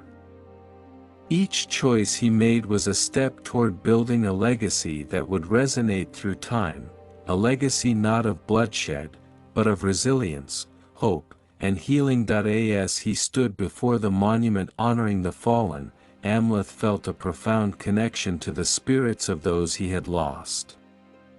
He whispered a silent prayer, promising to carry their memories in his heart as he forged ahead.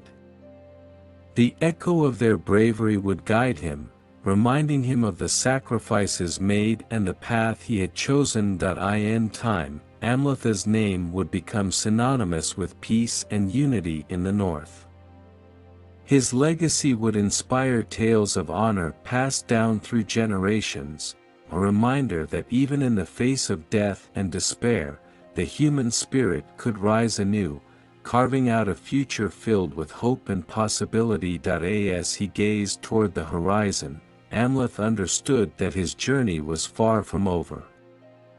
He was ready to embrace whatever challenges lay ahead, knowing that he carried the legacy of the Northmen with him, a legacy built not on vengeance, but on the power of choice, community, and the unwavering pursuit of a better world. The sun hung low in the sky, casting long shadows over the remnants of what had once been a battlefield. Amleth stood at the edge of the site where fierce battles had raged, now a place transformed into a gathering of stories and healing. The monument honoring the fallen rose proudly in the center, a symbol of resilience and unity amid the ruins. As he surveyed the landscape, he could see the bustling activity of his warriors and allies, working together to clear the remnants of the past and lay the foundations for a brighter future. Together, they planted trees and built homes, infusing the land with life where only death had lingered days before. Children laughed and played, their joy a stark contrast to the somber echoes of the past. Amleth felt a swell of pride as he watched his people come together, the lines of division that once separated them fading with each day. The council he had established thrived, a diverse group united by a common goal, to create a community grounded in trust, respect, and shared purpose. They began to forge alliances not just for survival but for a future where their children could thrive without fear. With every stone laid and every seed planted, the community breathed new life into the land. The ruins of war became fertile ground for hope. Amleth realized that this was not just a new beginning for his people, but also for himself. He was no longer merely a prince seeking revenge, he was a leader guiding his people toward a shared destiny. As Amleth participated in the rebuilding efforts, he felt the weight of his past heavy upon him, yet it was now intertwined with the promise of tomorrow. Each act of kindness, each moment of collaboration, turned his grief into something tangible, a force that propelled him forward rather than held him back. One evening, as the sun dipped below the horizon, painting the sky in hues of orange and purple, Amleth gathered with his warriors around a fire. They shared stories of the past, not only the victories but also the losses that had shaped them. Amleth encouraged them to speak of their loved ones, of the lives that had been lost, and the lessons learned from their sacrifices. From every loss, we gain strength, he said, his voice steady but filled with emotion. Our fallen kin are not gone, they live on in our hearts and in our actions. We honor them by choosing to build, to love, and to unite. The flames flickered in response, casting a warm glow that illuminated their faces. As they shared their stories, Amleth could see the spark of hope igniting in their eyes. They understood that their pain could be transformed into something beautiful, a legacy not of vengeance but of resilience and renewal. In the days that followed, Amleth initiated festivals of remembrance and celebration. They would honor the fallen with songs, dances, and tales of courage. The air would be filled with laughter and music, a vibrant testament to the life that continued despite the shadows of the past. Amleth took a moment to reflect on his own journey, how far he had come from that night of betrayal, the fiery determination for revenge that had consumed him. He had fought against overwhelming odds, faced the darkness within himself, and emerged not as a warrior driven by hate, but as a leader inspired by love and community. As the seasons changed, the community flourished.